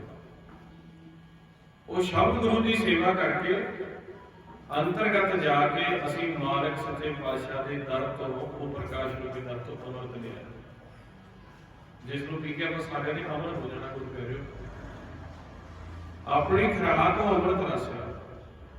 ਤੇ ਫਿਰ ਇੰਨਾ ਚੱਲਦਾ ਹੈ ਕਿ ਕਹਿੰਦੇ ਇਸ ਸਰੀਰ ਦਾ ਇਸ਼ਨਾਨ ਹੋਣਾ ਸ਼ੁਰੂ ਹੋ ਜਾਂਦਾ ਹੈ। ਇੰਨਾ ਚੱਲਦਾ ਹੈ ਕਿ ਰੋਮ ਰੋਮ ਦੇ ਵਿੱਚ ਮਿਠਾਸ ਆ ਜਾਂਦੀ, ਜਿਹਨੂੰ ਫਿਰ ਮਹਾਰਾਜ ਕਹਿੰਦੇ ਤੀਰਥ ਨਾਵਣ ਜਾਓ, ਤੀਰਥ ਨਾਮ ਹੈ, ਤੀਰਥ ਸ਼ਬਦ ਵਿਚਾਰ ਗੁਰ ਗਿਆਨ ਸੱਚਾ ਥਾਨ, ਤੀਰਥ ਦਸ ਪੁਰਖ ਸਦਾ ਦਸਾਰ, ਹੁਣ ਨਾਮ ਹਰ ਕਾ ਸਦਾ ਜਾਚੋ ਜਿਉ ਭਾਵ ਧਰਤੀ। ਹੁਣ ਮਹਾਰਾਜ ਜੀ ਕਹਿੰਦੇ ਤੀਰਥ ਅਸੀਂ ਬਾਹਰ ਜਾਂਦੇ ਸੀ, ਤੀਰਥਾਂ ਦੇ ਬਾਹਰ ਫਿਰਦੇ ਸੀ, ਗਿਆਨ ਕਰਦੇ, ਪਰ ਤੀਰਥ ਤਾਂ ਅੰਦਰ ਹੀ ਸੀਗਾ। ਹੁਣ ਅੰਦਰ ਸਿਰਫ ਕਿ ਕੋਈ ਗਿਆਨ ਕਰਨ ਦੀ ਲੋੜ ਨਹੀਂ ਪੈਂਦੀ। ਸਭ ਤੋਂ ਵੱਡੀ ਖੂਬੀ ਇਹ ਵੀ ਆਪਾਂ ਨੂੰ ਜਦੋਂ ਆਪਾਂ ਸਮਾਧੀ 'ਚ ਬੈਠੇ ਉੱਥੇ ਕੁਝ ਸੋਚਣ ਦੀ ਲੋੜ ਨਹੀਂ। ਜੇ ਤੁਸੀਂ ਰੱਤੀ ਭਰ ਵੀ ਸੋਚੋਗੇ, ਉਹ ਮਨ ਵਾਪਸ ਸਰੀਰ ਵਿੱਚ ਆ ਜਾਊਗਾ, ਵਿਚਾਰ ਦੀ ਕੋਈ ਲੈਣਾ ਪਿਆ। ਸ਼ਬਦ ਦੁਆਰਾ ਮਨ ਨੂੰ ਠਹਿਰਾਵ ਕਰਾਉਣਾ ਹੈ। ਜਿਉਂ ਮੰਦਰ ਕੋ ਥਾਮੈ ਥੰਮਣ, ਤੇ ਗੁਰ ਕਾ ਸ਼ਬਦ ਮਨੈ। ਜਿਵੇਂ ਆ ਥੰਮਿਆ ਨੇ ਇਸ ਮੰਦਰ ਨੂੰ ਥੰਮਿਆ ਹੋਇਆ ਛੱਤ ਨੂੰ, ਇਸ ਤਰ੍ਹਾਂ ਕਹਿੰਦੇ ਜਿਹੜਾ ਮਨ ਭੱਜਦਾ ਹੈ ਕਦੇ ਕਿਵੇਂ ਕਦੇ ਕਿਵੇਂ, ਉਹਨੂੰ ਗੁਰੂ ਦੇ ਸ਼ਬਦ ਦੇ ਨਾਲ ਥਮਾ ਦੇ ਕੇ ਰੋਕ ਦਿਓ। ਰੋਕ ਕੇ ਫਿਰ ਧਿਆਨ ਕਿੱਥੇ ਰੱਖਣਾ? ਸਭ ਤੋਂ ਪਹਿਲਾਂ ਤਾਂ ਆਪਦੀ ਆਵਾਜ਼ ਵਿੱਚ, ਗੁਰਮੰਤਰ ਦੀ ਧੁਨ ਵਿੱਚ। ਉਸ ਤੋਂ ਬਾਅਦ ਜਿਵੇਂ ਨੇਤਰ ਬੰਦ ਨੇ ਤੇ ਸਾਹਮਣੇ ਅੱਖਾਂ ਬੰਦ ਨੇ, ਕੁਛ ਨਹੀਂ ਨਾ ਦਿਖਦਾ, ਉਹ ਸਮਾਨ ਹੀ ਸੁਣ ਵਿੱਚ ਧਿਆਨ, ਤੇ ਮੁੱਖ ਉੱਪਰ ਕਰਕੇ ਕਿਸੇ ਮਸਤਕ ਦੇ ਵਿੱਚ, ਕਿਸੇ ਹੋਰ ਨਾੜ ਵਿੱਚ ਕਿਤੇ ਨਹੀਂ, ਬਸ ਅੱਖਾਂ ਬੰਦ ਹੈ, ਸਾਹਮਣੇ ਖਾਲੀ ਧਿਆਨ, ਤੇ ਬੜੇ ਪਿਆਰ ਨਾਲ ਬੈਠ ਜਾਓ। ਜਿਵੇਂ ਜਿਵੇਂ ਬੈਠੋਗੇ ਕਾਰ ਸ਼ਰਾਰਤ ਕਰਦਾ, ਫਿਰ ਥੋੜਾ ਜਿਹਾ ਕੁਝ ਬਣਾ ਦਿੰਦਾ, ਫਿਰ ਥੋੜਾ ਜਿਹਾ ਸਿਮਰਨ ਕਰਦਾ, ਪਿੱਛੇ ਢਾ ਦਿੰਦਾ, ਫਿਰ ਬਹਿ ਜਾਓ। ਫਿਰ ਮਨ ਕੀ ਕਰੇਗਾ? ਮਨ ਦੇਖਦਾ ਇਹਨਾਂ ਨੇ ਮੈਨੂੰ ਬੰਨ ਲਿਆ। ਮਨ ਇਸ ਸਰੀਰ ਨੂੰ ਛੱਡ ਕੇ, ਜਿਵੇਂ ਆਪਾਂ ਅੱਖਾਂ ਬੰਦ ਕਰਕੇ ਬੈਠੇ ਆ, ਗਾਹ ਸੁਣਨ ਵਿੱਚ ਭੱਜਦਾ, ਆਪਾਂ ਨੀਂਦ ਦਾ ਝਟਕਾ ਹੋਊਗਾ, ਫਿਰ ਖੁੱਲ ਗਿਆ। ਜਾਂ 5 4 7 10 ਮਿੰਟ ਆ ਗਈ ਨੀਂਦ, ਫਿਰ ਨਹੀਂ ਪਤਾ ਲੱਗਾ। ਉਹ ਮਨ ਸੁਣਨ ਵਿੱਚ ਜਾਂਦਾ, ਉਹ ਨੀਂਦ ਨਹੀਂ ਆਉਂਦੀ। ਮਨ ਸੁਣਨ ਵਿੱਚ ਗਿਆ, ਫਿਰ ਵਾਪਸ ਆ ਗਿਆ, ਫਿਰ ਸੁਣਨ ਵਿੱਚ ਗਿਆ, ਫਿਰ ਵਾਪਸ ਆ ਗਿਆ। ਤੇ ਮਹਾਰਾਜ ਜੀ ਕਹਿੰਦੇ ਕੋਈ ਗੱਲ ਨਹੀਂ, ਇਹਨੂੰ ਬਿਠਾਓ। ਹੁਣ ਜਦੋਂ ਅਸੀਂ ਵਾਰ-ਵਾਰ ਸ਼ਬਦ ਦਾ ਅਭਿਆਸ ਕਰਕੇ, ਇਹ ਜੋਤੀ ਹੁੰਦਾ ਹੈ, ਇਹ ਐਸਾ ਲੱਗਦਾ ਪਿਆਰ ਦਾ ਜੋਤੀ, ਵਿਚਾਰਾਂ ਨੂੰ ਰੋਕਣ। ਤੇ ਜੇ ਨੀਂਦ ਵਿੱਚ ਜਾਂਦਾ ਤੇ ਦੁਬਾਰੇ ਆ ਗਿਆ, ਤਾਂ ਫਿਰ ਤੁਹਾਡੇ ਸਿਮਰਨ ਕਰ ਲੈਣਾ, ਫਿਰ ਥੋੜਾ ਸਿਮਰਨ ਕਰਨਾ, ਸਮਾਂ ਬਣਾਓ ਇਸ ਚੀਜ਼ ਦਾ। ਹੁਣ ਜਦੋਂ ਇਸ ਤਰ੍ਹਾਂ ਤੁਸੀਂ ਰੋਕਿਆ ਮਹਾਰਾਜ ਕਹਿੰਦੇ, ਤੇ ਫਿਰ ਕਹਿੰਦੇ ਤੁਹਾਨੂੰ ਅੰਦਰੋਂ ਉਹ ਪਰਾ ਬਾਣੀ ਸੁਣਨੀ, ਹੌਲੀ ਹੌਲੀ ਹੌਲੀ ਉਸ ਪਰਾ ਬਾਣੀ ਨੂੰ ਪਹਿਲੋਂ ਇੱਕ ਕੰਨ ਚੋਂ, ਫਿਰ ਦੂਜੇ ਕੰਨ ਚੋਂ, ਜਿਵੇਂ ਜਿਵੇਂ ਆਸਣ ਲੱਗਦਾ ਗਿਆ। ਮਹਾਰਾਜ ਜੀ ਦਾ ਇੱਥੋਂ ਤੱਕ ਕਿਹਾ ਵੀ ਅੱਖਾਂ ਤੋਂ ਵੀ, ਮਸਤਕ ਤੋਂ ਵੀ, ਜੀਵਾ ਤੋਂ ਵੀ, ਸਾਰੇ ਸਿਰ ਦੇ ਰੋਮ ਰੋਮ ਦੇ ਵਿੱਚੋਂ ਅਨੁਭਵ ਸੁਣੋ। ਕਰ ਕਰ ਤਾਲ ਪਖਾਵੋ ਜੇ ਨੈਣ, ਪਖਾਵੋ ਜੇ ਨੈਣਾ ਤੇ ਮਾਥੇ ਵੱਜਿਆ ਬਾਬਾ, ਕਰਨੋਂ ਮੱਧ ਬਾਂਸਰੀ ਵੱਜੇ, ਜੀਵਾ ਤੋਂ ਲਗਾ ਜਾ। ਨਿਰਤ ਕਰਾ ਕਰ ਮਨੁਆ ਨਾਚਾ, ਆਣੇ ਘੂਗਰ ਸਾਜਾ, ਸਾਰੇ ਘੂਗਰ ਬਣ ਗਏ। ਐ ਲੱਗਦਾ ਜਿਵੇਂ ਸਿੰਘ ਦਮਾਲਾ ਪਾਉਂਦੇ ਨੇ, ਤੇ ਐ ਲੱਗਦਾ ਦਮਾਲਾ ਉੱਤੇ ਗੁੰਬਦ ਬਣ ਗਿਆ, ਇਹਦੇ ਵਿੱਚ ਸਭ ਚੱਲ ਰਿਹਾ। ਤੇ ਮਸਤ ਇੰਨਾ ਹੋ ਜਾਓਗੇ, ਆਹ ਸਰੀਰ ਭੁੱਲ ਜਾਓਗੇ। ਜਿਵੇਂ ਆਪਾਂ ਸੁਪਨੇ 'ਚ ਚਲੇ ਜਾਂਦੇ ਹਾਂ, ਸੁਪਨੇ 'ਚ ਆਪਾਂ ਗੱਲਬਾਤ ਵੀ ਕਰਦੇ ਹਾਂ, ਕੋਈ ਨਵੀਂ ਜਗ੍ਹਾ ਦੇਖਦੇ ਹਾਂ, ਪੁਰਾਣੀ ਦੇਖਦੇ ਹਾਂ। 7-8 ਘੰਟੇ ਆਪਾਂ ਸੁਪਨੇ ਦੇ ਵਿੱਚ ਬੇਸ਼ੱਕ ਚੱਲਦਾ ਰਹੇ, ਜਦੋਂ ਸਰੀਰ 'ਚ ਆਉਂਦੇ ਉਦੋਂ ਪਤਾ ਲੱਗਦਾ ਵੀ ਸਰੀਰ ਤਾਂ ਬਿਲਕੁਲ ਖਤਮ ਹੁੰਦਾ। ਇਸ ਤਰ੍ਹਾਂ ਜਦੋਂ ਸਿਮਰਨ ਕਰਦਿਆਂ ਲਿੰਗ ਜੁੜਦੀ ਜਾਵੇ, ਜੁੜਦੀ ਜਾਵੇ, ਜੁੜਦੀ ਜਾਵੇ। ਇਹ ਹਜੇ ਸ਼ੁਰੂਆਤ ਤਾਂ ਜਿਵੇਂ ਕਿਸੇ ਸਿੰਘ ਨੂੰ ਮਾਲਕ ਇੱਕ ਇਸ਼ਾਰਾ ਦੇਣ ਦੇ ਲਈ ਇੱਕ ਦੀ ਆਵਾਜ਼ ਸੁਣਾਉਂਦਾ, ਕਿਸੇ ਨੂੰ ਮੀਡੀਆ ਦੀ ਆਉਂਦੀ, ਕਿਸੇ ਨੂੰ ਚਿੜੀਆਂ ਦੀ ਆਵਾਜ਼ ਸੁਣਦੀ, ਕਿਸੇ ਨੂੰ ਘੁੰਗਰੂਆਂ ਦੀ ਸੁਣਦੀ ਹੈ। ਪਰ ਜਿਵੇਂ ਤੁਸੀਂ ਸ਼ਬਦ ਦੀ ਕਮਾਈ ਕਰਦੇ ਜਾਓਗੇ, ਨਾਮ ਜਿਹਨੇ ਕਿ ਮਨ ਵਸਿਆ, ਵਾਜਿਆ ਸ਼ਬਦ ਘਨੇਰੇ ਘਨੇਰੇ ਸ਼ਬਦ ਚੱਲ ਪੈਣਗੇ ਅੰਦਰ, ਬੜੀਆਂ ਧੁਨਾਂ। ਉਹ ਕੀਰਤਨ ਚੱਲ ਪਿਆ, ਉਹਨੂੰ ਕਹਿੰਦੇ ਨੇ ਫਿਰ ਹਰ ਕੀ ਕਥਾ ਅਨਾਹਤ ਬਾਣੀ, ਹੰਸ ਹੋਏ ਮੀਰਾ ਲੇਤ ਸ਼ਬਦ। ਇਹ ਤਾਂ ਮਾਲਕ ਕਥਾ ਕੀਤੀ ਅਨਾਹਤ ਬਾਣੀ ਰੂਪ ਦੇ ਵਿੱਚ, ਉਹ ਪੰਜਾਬੀ, ਹਿੰਦੀ, ਇੰਗਲਿਸ਼, ਉਰਦੂ, ਫਾਰਸੀ, ਅਰਬੀ ਦੇ ਵਿੱਚ ਨਹੀਂ, ਅਨਾਹਤ ਬਾਣੀ ਦੇ ਵਿੱਚ ਕਥਾ। ਹੁਣ ਜਦੋਂ ਖੋਜ ਕਰ ਲਈ ਤਾਂ ਫਿਰ ਉੱਥੇ ਗਿਆ, ਘਰ ਮੈਂ ਘਰ ਦੇ ਖਾਏ ਤੇ ਸੋ ਸਤਿਗੁਰ ਪੁਰਖ ਸੁਣੋ, ਕੋਟੜੇ ਮੈਂ ਕੋਟੜੀ ਪਰਮ ਕੋਟੜੀ ਵਿਚਾਰ। ਹੁਣ ਕੋਟੜੇ ਦੇ ਵਿੱਚ ਕੋਟੜੀ ਹੈ, ਉਹਦੇ ਵਿੱਚ ਪਰਮ ਕੋਟੜੀ ਹੈ। ਸਰੀਰ ਨੂੰ ਕੋਟੜਾ ਗਿਆ, ਸੁਣ ਨੂੰ ਕੋਟੜੀ ਕਿਹਾ, ਤੇ ਪਰਮ ਕੋਟੜੀ ਜਿੱਥੇ ਜਾ ਕੇ ਫਿਰ ਸਭ ਧੁਨਾਂ ਚੱਲ ਪਈਆਂ, ਤੇ ਨਾਲ ਮੁਖ ਦੇ ਵਿੱਚ ਅੰਮ੍ਰਿਤ ਦਾ ਜਿਹੜਾ ਅਵਸਥਾ ਬਣਦੀ। ਇਹ ਸਾਰੀ ਕਿਤੇ ਕਮਾਈ ਨਾਲ। ਹੁਣ ਜਿਹੜਾ ਜੀਵ ਇਹਨਾਂ ਰੰਗਤ ਦੇ ਵਿੱਚ ਰੰਗਿਆ ਗਿਆ, ਸ਼ਬਦ ਦੀ ਰੰਗਤ ਦੇ ਵਿੱਚ ਰੰਗਿਆ ਗਿਆ, ਜਿਸ ਦੇ ਅੰਦਰ ਇਹ ਗੁਪਤ ਨਾਮ ਪ੍ਰਗਟ ਹੋ ਗਿਆ, ਗੁਪਤਾ ਨਾਮ ਵਰਤੈ ਵਿੱਚ ਕਲਯੁਗ, ਕਲਯੁਗ ਦੇ ਵਿੱਚ ਗੁਪਤ ਨਾਮ ਨੂੰ ਵਰਤਦਾ ਪਿਆ। ਘਟ ਘਟ ਹਰ ਭਰਪੂਰ ਰਹਿਆ, ਪਰ ਪ੍ਰਗਟ ਕਿਹਨਾਂ ਦੇ ਹੋਊਗਾ? ਨਾਮ ਨੇ ਤਾਂ ਤਿਨਾ ਹਿਰਦੇ ਪ੍ਰਗਟਿਆ, ਜੋ ਗੁਰਸਰ ਨਾਲ ਬਚ ਗਿਆ। ਹੁਣ ਜਿਹਦੇ ਪ੍ਰਗਟ ਹੋ ਗਿਆ ਨਾ, ਉੱਥੇ ਮੇਰੇ ਮਹਾਰਾਜ ਸੱਚੇ ਪਾਤਸ਼ਾਹ ਕਹਿੰਦੇ ਨੇ, ਉਸ ਜਨ ਨੂੰ ਜਿਸ ਦੇ ਅੰਦਰ ਇਹ ਨਾਮ ਦਾ ਧਨ ਪ੍ਰਗਟ ਹੋ ਗਿਆ, ਕਿਸੇ ਪ੍ਰਕਾਰ ਦੀ ਕੋਈ ਮੰਗਣ ਤੱਕ ਦੀ ਜ਼ਰੂਰਤ ਨਹੀਂ ਪੈਂਦੀ। ਕਿਉਂ? ਮਹਾਰਾਜ ਦਾ ਹੁਕਮ ਹੈ ਵੀ ਜੇ ਥਿਰ ਘਰ ਦੀ ਖੋਜ ਕਰ ਲਈ, ਥਿਰ ਘਰ ਪਾਸੇ ਧਿਆਨ ਕਰ ਲਿਆ, ਥਿਰ ਘਰ ਬੈਸੋ ਹਰ ਜਨ ਪਿਆਰੇ, ਸਤਿਗੁਰ ਤੁਮਰੇ ਦੁਸ਼ਟ ਦੂਤ ਪਰਮੇਸ਼ਰ ਹਮਾਰੇ, ਜਨ ਕੀ ਪੈਦ ਰੱਖੀ ਕਰਤਾ, ਬਾਦਸ਼ਾਹ ਸਾ ਵਸ ਕਰ ਦਿੱਤਾ। ਅੰਮ੍ਰਿਤ ਨਾਮ ਮਹਾਰਸ ਪੀਨੇ, ਮਹਾਰਸ ਆਇਆ ਅੰਦਰੋਂ ਸਾਨੂੰ। ਬਾਹਰ ਦੇ ਸ਼ਕਤੀ ਪਦਾਰਥ ਦੇ ਰਸ ਖਾਦੇ ਸੀ, ਹੁਣ ਮਹਾਰਸ ਆਇਆ ਸਾਡੇ ਅੰਦਰ। ਹੁਣ ਉਹ ਮਹਾਰਾਜ ਕਹਿੰਦੇ ਉਹਨੂੰ ਮੰਨਣ ਦੀ ਕੋਈ ਲੋੜ ਨਹੀਂ ਜਿਹੜਾ ਥਿਰ ਘਰ ਦੀ ਖੋਜ ਕਰ ਗਿਆ, ਮਹਿਲ ਦੀ ਖੋਜ ਕਰ ਗਿਆ। ਇਸ ਦੇਹੀ ਦੇ ਵਿੱਚ ਸਾਧਨਾ ਕਰਕੇ, ਅਭਿਆਸ ਦੀ ਸਾਧਨਾ, ਹੋਰ ਨਹੀਂ ਕੋਈ ਗ੍ਰਸਤ ਛੱਡ ਦੇਣੀ, ਜਾਂ ਕੋਈ ਆਪਾਂ ਭੋਜਨ ਖਾਣਾ ਛੱਡ ਦੇਣਾ, ਜਾਂ ਕੋਈ ਕੰਮ ਕਾਰ ਛੱਡ ਦੇਣਾ, ਆਪਦਾ ਦਰਿਆਵੀ ਧੰਦਾ ਛੱਡ ਦੇਣਾ, ਨਹੀਂ।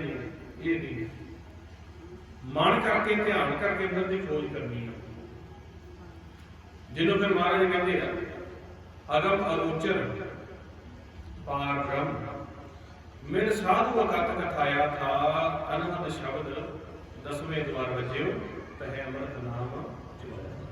ਜਦੋਂ ਸਾਧੂਆਂ ਦੇ ਨਾਲ ਕਹਿੰਦੇ ਮੇਰੇ ਕਥ ਕਥਾ ਦੀ ਵਿਚਾਰ ਦੀ ਸਾਂਝੀ ਪਈ, ਤੇ ਕਹਿੰਦੇ ਫਿਰ ਅਸੀਂ ਆਪ ਦੇ ਅੰਦਰ ਦੀ ਖੋਜ ਕੀਤੀ ਹੌਲੀ ਹੌਲੀ, ਤੇ ਸਾਡਾ ਵੀ ਉਹ ਦਸਵੇਂ ਘਰ ਦੇ ਵਿੱਚ ਜਾ ਕੇ ਸ਼ਬਦ ਵਜਿਆ। ਹੁਣ ਮਹਾਰਾਜ ਸੱਚੇ ਪਾਤਸ਼ਾਹ ਨੇ ਜਦੋਂ ਇਹ ਨਵੇਕਲੀ ਕਥਾ ਸਾਰੇ ਸੰਸਾਰ ਦੇ ਵਿੱਚ ਗੁਰੂ ਨਾਨਕ ਸਾਹਿਬ ਦੇ ਘਰ ਦੇ ਸੁਣਾਈ, ਜੇ ਕੋਈ ਹਿੰਦੂ ਸੀ ਆਪਣੇ ਆਪ ਨੂੰ ਸਮਝਦਾ, ਜਦੋਂ ਉਹ ਮਹਾਰਾਜ ਦੀ ਗੱਲ ਸੁਣ ਕੇ ਲਿਖ ਜੋੜਦਾ ਉਹਦੇ ਵੀ ਉਹੀ ਚੱਲਦਾ, ਕਿਉਂਕਿ ਹੈ ਸਾਰੇ ਮਾਨਸ ਨਾ। ਉਹ ਮੁਸਲਮਾਨ ਸੀ, ਉਹਦੇ ਵਿੱਚ ਵੀ ਉਹ ਖੇਡ ਚੱਲਦੀ, ਕੋਈ ਜੈਨੀ ਸੀ, ਬੋਧੀ ਸੀ, ਈਸਾਈ ਸੀ, ਜੋ ਵੀ ਸੀ, ਜਿੱਥੋਂ ਦੇ ਵੀ ਸੀ, ਜਿਵੇਂ ਉਹਨਾਂ ਦੀ ਗੱਲ ਨੂੰ ਸਮਝ ਕੇ, ਉਹਨਾਂ ਦੇ ਬਚਨ ਨੂੰ ਸਮਝ ਕੇ ਅੰਦਰਲੇ ਨੂੰ ਲਾਉਂਦੇ ਆ, ਉਹ ਸਾਰੇ ਆਪ ਦੀਆਂ ਭਾਸ਼ਾ ਤੋਂ ਗਿਆਨ ਤੋਂ ਉੱਪਰ ਉੱਠਦੇ ਜਾਂਦੇ ਵੀ ਇਹੀ ਤਾਂ ਬਾਹਰ ਕਿਤਾਬਾਂ ਹੀ ਪੜ੍ਹੀ ਜਾਂਦੇ ਨੇ, ਕਿਤਾਬਾਂ ਪੜ੍ਹ ਕੇ ਗਿਆਨ ਦੇ ਵਿੱਚ ਇੱਕ ਦੂਜੇ ਨਾਲ ਜਾਤ ਵੰਝਾਂ ਬਣਾ ਕੇ ਲਿਖੀ ਜਾਂਦੇ ਆ ਵੀ ਆਹ ਕੋਲ ਆਇਆ ਲਾਈਨ ਗੁਰੂ ਨਾਨਕ ਦੇ ਘਰ ਦੇ ਵਿੱਚ। ਇਹਨੇ ਅੰਦਰੋਂ ਇੱਕ ਕੀਤਾ ਸਾਰਿਆਂ ਨੂੰ, ਉਹਨਾਂ ਨੇ ਸੁਰਤੀ ਦਾ ਖੇਡ ਦੱਸਿਆ ਸੱਚੇ ਪਾਤਸ਼ਾਹ। ਸੁਰਤੀ ਦਾ ਖੇਡ ਕਦੋਂ ਚੱਲਦਾ ਹੈ? ਉਹ ਕਿਉਂਕਿ ਸਾਰੇ ਮਾਨਸ ਸਰੀਰਾਂ ਦੇ ਵਿੱਚ ਸਾਰੇ ਮਹਾਰਾਜ ਕਹਿੰਦੇ ਨੇ ਬੀਜ ਮੰਤਰ ਸਰਬ ਹੋ ਗਏ ਹਨ, ਉਹ ਸਾਰਿਆਂ ਦੇ ਵਿੱਚ ਇੱਕ ਚੱਲਦਾ। ਜੋ ਲਿਵ ਨਾਲੇਗਾ ਖੱਤਰੀ ਬ੍ਰਾਹਮਣ ਸੂਦ ਵੈਰ ਸੁਖ ਦੇਸ਼ ਚੌਵਰ ਨਾ ਕੋ ਸਾਂਝਾ, ਗੁਰਮੁਖ ਨਾਮ ਜਪੈ ਕਰੇ ਸੋ ਕਲ ਨਾ ਘਟ ਘਟ ਨਾਨਕ ਮਾਦਾ। ਉਹਨਾਂ ਉਦਾਹਰਨ ਹੋ ਜਾਏਗਾ ਕੋਈ ਵੀ ਹੋ, ਉੱਥੇ ਆਪਣੇ ਚਾਰੇ ਵਰਣ ਕਰ ਆਪਾਂ ਇੱਕ ਹੋ ਜਾਂਦੇ ਆ ਜਦੋਂ ਆਪਾਂ ਸ਼ਬਦ ਦੀ ਕਮਾਈ ਦੇ ਵਿੱਚ ਆ ਜਾਂਦੇ ਹਾਂ ਵੀ ਸਾਡੇ ਗੁਰੂ ਗ੍ਰੰਥ ਸਾਹਿਬ ਮਹਾਰਾਜ, ਸਾਰੀ ਲੋਕਾਈ ਦੇ ਗੁਰੂ ਗ੍ਰੰਥ ਸਾਹਿਬ ਮਹਾਰਾਜ, ਸਾਰੇ ਸੰਸਾਰ ਦੇ ਗੁਰੂ ਗ੍ਰੰਥ ਸਾਹਿਬ ਮਹਾਰਾਜ, ਇਹ ਕੋਈ ਇਸ ਤਰ੍ਹਾਂ ਵੀ ਚੋਲੇ ਜਾਂ ਕੋਈ ਕੱਪੜੇ ਜਾਂ ਕੋਈ ਟੋਪੀਆਂ ਜਾਂ ਕੋਈ ਇਹਨਾਂ ਦੇ ਪਾਉਣ ਦੀ ਜਾਂ ਲਾਉਣ ਦੀ ਗੱਲ ਨਹੀਂ ਕਰਦੇ। ਇਹ ਗੱਲ ਕਰਦੇ ਪਏ ਅੰਦਰ ਤੇ ਜਾਂਦੇ ਆ ਜਾ ਕੋਈ ਬੈਠੋ ਜਾ ਕੇ। ਹੁਣ ਜਿਹੜਾ ਕਮਾਈ ਕਰਦਾ ਹੋਵੇਗਾ ਉਹ ਕਹੇਗਾ ਦੂਜੇ ਨੂੰ ਤੂੰ ਆ ਮੇਰੇ ਨਾਲ ਅਭਿਆਸ ਕਰ ਤੇ ਖਾਈਏ ਨਜ਼ਾਰੇ ਅੰਦਰ ਦੇ ਬਾਹਰ ਬੜੇ ਨਜ਼ਾਰੇ ਦੱਸਦੇ ਨੇ। ਆਪਾਂ ਕੀ 5 10 15 ਸ਼ਬਦਾਂ ਦੀ ਵਿਚਾਰ ਕਰ ਲਈ ਹੋਵੇਗੀ, ਮਹਾਰਾਜ ਦੇ ਵਿੱਚ ਅਨੇਕਾਂ ਸ਼ਬਦ ਨਿਆਮ ਬੋਲ ਕੇ ਤਾਂ ਦੇਖੋ। ਉਹ ਚਾਹੇ ਕੋਈ ਵੀ ਤੁਹਾਡਾ ਜਾਤ ਮਤਲਬ ਬੜਾ ਕਿਸੇ ਵੀ ਵਡੇਰੇਦਾਰ ਦਾ, ਕੱਚਿਆਂ ਦਾ ਪੱਕਿਆਂ ਦਾ ਚੇਲਾ ਹੋਵੇਗਾ ਨਾ, ਜਦੋਂ ਸਭ ਦਾ ਅਭਿਆਸ ਕਰੇਗਾ ਤੇ ਤੁਸੀਂ ਉਹਦੇ ਮਨ ਨੂੰ ਵਿਚਾਰਾਂ ਤੋਂ ਲੈ ਕਰਕੇ ਸਹਿਜ ਚ ਲੈ ਜਾਓਗੇ। ਉਹ ਕਹਿੰਦਾ ਵੀ ਹਾਂ ਆ ਲਾ ਵੀ ਇਹਦਾ ਅੰਦਰ ਸਰੀਰ ਹੀ ਮਨ ਮੰਦਰ ਤਨ ਵੇਸ ਕਲੰਦਰ, ਬਾਣੀ ਮੰਦਰ ਬਣ ਗਿਆ। ਹਰ ਮੰਦਰ ਇਹੋ ਸਰੀਰ ਹੈ ਗਿਆਨ ਰਤਨ ਪ੍ਰਗਟ ਹੋਏ। ਗਿਆਨ ਰਤਨ ਕਹਿ ਦਿੱਤਾ ਨਾਨਕ ਸ਼ਬਦਾਂ ਨੂੰ ਵੀ ਗਿਆਨ ਕਰ ਕਰਕੇ ਜੇ ਰਤਨ ਨਹੀਂ ਪ੍ਰਗਟ ਹੋਇਆ, ਹੋ ਗਿਆ ਵਾਦ ਵਿਵਾਦ ਪ੍ਰਗਟ, ਦੁਬਦਾ ਪ੍ਰਗਟ, ਲੜਾਈਆਂ ਪ੍ਰਗਟ ਗਿਆਨ ਕਰ ਕਰਕੇ। ਉਹ ਕਹਿੰਦੇ ਮੇਰਾ ਠੀਕ ਹੋ ਗਿਆ, ਮੇਰਾ ਠੀਕ ਹੈ। ਪਰਵਾਰ ਕਹਿੰਦਾ ਫਿਰ ਇਹ ਹਰੀ ਦਾ ਮੰਦਰ ਨਹੀਂ ਬਣਿਆ ਸਰੀਰ। ਹਰ ਮੰਦਰ ਇਹੋ ਸਰੀਰ ਹੈ ਗਿਆਨ ਰਤਨ ਪ੍ਰਗਟ ਹੋਏ। ਹਰ ਮੰਦਰ ਮੈਂ ਹਰ ਵਸੈ ਸਰਬ ਨਿਰੰਤਰ ਸੁਣ। ਮੱਤ ਵਿੱਚ ਰਤਨ ਜਵਾਹਰ ਮਾਨਸ ਤੇ ਗੁਰ ਕੀ ਇੱਕ ਸਿੱਖ ਸੁਣੀ। ਜਿਹੜਾ ਮੱਤ ਵਿੱਚ ਰਤਨ ਰੱਖਿਆ ਤੇ ਰਤਨ ਦੀ ਆਪਾਂ ਗੱਲ ਕਰੀਏ ਗੁਰਬਾਣੀ ਨੂੰ ਖੋਜੀਏ, ਕਹਿੰਦੇ ਰਤਨ ਗੁਰੂ ਦਾ ਸ਼ਬਦ ਹੈ, ਬੁੱਝੈ ਗੁਰ ਸ਼ਬਦ ਰਤਨ। ਹੁਣ ਜਦੋਂ ਚਾਲੀ ਢੋਲ ਪਈ ਅੰਦਰੋਂ ਨਾਮ ਸ਼ਬਦ ਚੱਲ ਪਿਆ, ਫਿਰ ਰਾਮ ਵਾਹਿਗੁਰੂ ਤੇ ਅੱਲਾਹ ਦਾ ਤਾਂ ਰੌਲਾ ਹੀ ਨਾ ਰਹਿ ਗਿਆ। ਉਹ ਤਾਂ ਸਾਰਿਆਂ ਦੀ ਭਾਸ਼ਾ ਤੋਂ ਉੱਪਰ ਚੱਲ ਪਿਆ। ਉਹ ਵੀ ਆਪਾਂ ਜੇ ਕਹਿ ਦਈਏ ਬਈ ਰਾਮ ਜਪ ਲਓ, ਵਾਹਿਗੁਰੂ ਜਪ ਲਓ, ਅੱਲਾਹ ਜਪ ਲਓ, ਹੋ ਸਕਦਾ ਰੌਲਾ ਪੈ ਜਾਏ। ਅਗਲੇ ਆਖਣ ਸਾਡੇ ਇਹ ਧਰਮ ਤੋਂ ਤੋੜਦੇ ਨੇ। ਤੇ ਜਦੋਂ ਉਹਨੂੰ ਜਾਪ ਦੇ ਪਾ ਕੇ ਅੰਦਰ ਸੁਣ ਵਿੱਚ ਜਿਹੜਾ ਨਾਦ ਸ਼ਬਦ ਉਹ ਕਿਸੇ ਭਾਸ਼ਾ 'ਚ ਨਹੀਂ ਚੱਲਦਾ, ਸਭ ਦੇ ਅੰਦਰ ਵਰਦਾ ਉੱਥੇ ਸਾਰੇ ਇੱਕੋ। ਇਸ ਤਰ੍ਹਾਂ ਗੁਰੂ ਨਾਨਕ ਸਾਹਿਬ ਦੇ ਭਾਸ਼ਾ ਨੇ ਅੰਦਰ ਲਿਵ ਜੋੜੀ ਤੇ ਤਾਂ ਉਹਨਾਂ ਨੂੰ ਮੱਕੇ ਮਸਜਿਦਾਂ ਦੇ ਵਿੱਚ, ਕਾਬਿਆਂ ਦੇ ਵਿੱਚ ਜਾ ਕੇ ਚਾਹੇ ਕਿਤੇ ਵੀ ਉਹ ਖੜ ਜਾਂਦੇ, ਚਾਹੇ ਉਹ ਬਗਦਾਦ ਵਿੱਚ ਗਏ, ਚਾਹੇ ਉਹ ਰਸ਼ੀਆ ਦੇ ਵਿੱਚ ਗਏ, ਚਾਹੇ ਚੀਨ ਵਿੱਚ ਗਏ, ਜਿੱਥੇ ਗਏ ਉਹ ਸਾਰੇ ਗੱਲ ਮੰਨ ਕੇ ਉਹਨਾਂ ਦੀ ਵੀ ਆਹ ਗੱਲ ਤੇ ਜਿਨ੍ਹਾਂ ਨੇ ਹੁਣ ਅੱਜ ਆਪਣੇ ਆਪਾਂ ਗੱਲਬਾਤ ਤਾਂ ਕਰਦੇ ਆ ਸਾਰਿਆਂ ਨਾਲ, ਪਰ ਧੜੇ ਨਾ ਕਿਉਂ ਕਹਿੰਦਾ ਗਿਆਨ ਚੱਲਦਾ ਹੈ ਜਾਂ ਕੋਈ ਮਰਿਆਦਾ ਚੱਲਦੀ ਹੈ ਜਾਂ ਕੋਈ ਵਸਤਰਾਂ ਦੇ ਆਧਾਰ ਤੇ ਚੱਲਦੇ ਨੇ ਜਾਂ ਕੋਈ ਜਦ ਕਮਾਈ ਨਹੀਂ ਚੱਲਦੀ। ਕਮਾਈ ਹੋਵੇ ਸਾਰੇ ਇੱਕ ਹੋ ਜਾਣਗੇ। ਮਹਾਰਾਜ ਕਹਿੰਦੇ ਨੇ ਸਾਚੀ ਲਿਵ ਮਿਲ ਦੇ ਨਮਾਣੀ, ਦੇ ਨਮਾਣੀ ਲਿਵੇ ਬਾਜੋ ਕਿਆ ਕਰੇ ਵਿਚਾਰਿਆ। ਸੱਚੀ ਲਿਵ ਨਹੀਂ ਲੱਗੀ, ਇਸ ਕਰਕੇ ਦੇਹ ਨੂੰ ਮਾਣ ਹੀ ਨਹੀਂ ਮਿਲਦਾ ਪਿਆ, ਨਮਾਣੀ ਮਿਲਦੀ ਹੈ। ਤੁਧ ਬਾਜ ਸਮਰੱਥ ਕੋਈ ਨਹੀਂ। ਹੁਣ ਜਿਹੜਾ ਅਕਾਲ ਪੁਰਖ ਦੀ ਗੱਲ ਹੋਵੇ ਇਹਨੂੰ ਸਮਰੱਥ ਨਹੀਂ। ਤੁਧ ਬਾਜ ਸਮਰੱਥ ਕੋਈ ਨਹੀਂ, ਕਿਰਪਾ ਕਰਨ ਵਾਲੇ। ਫਿਰ ਅੱਗੇ ਬਚਨ ਕੀ ਕਰਦੇ ਨੇ?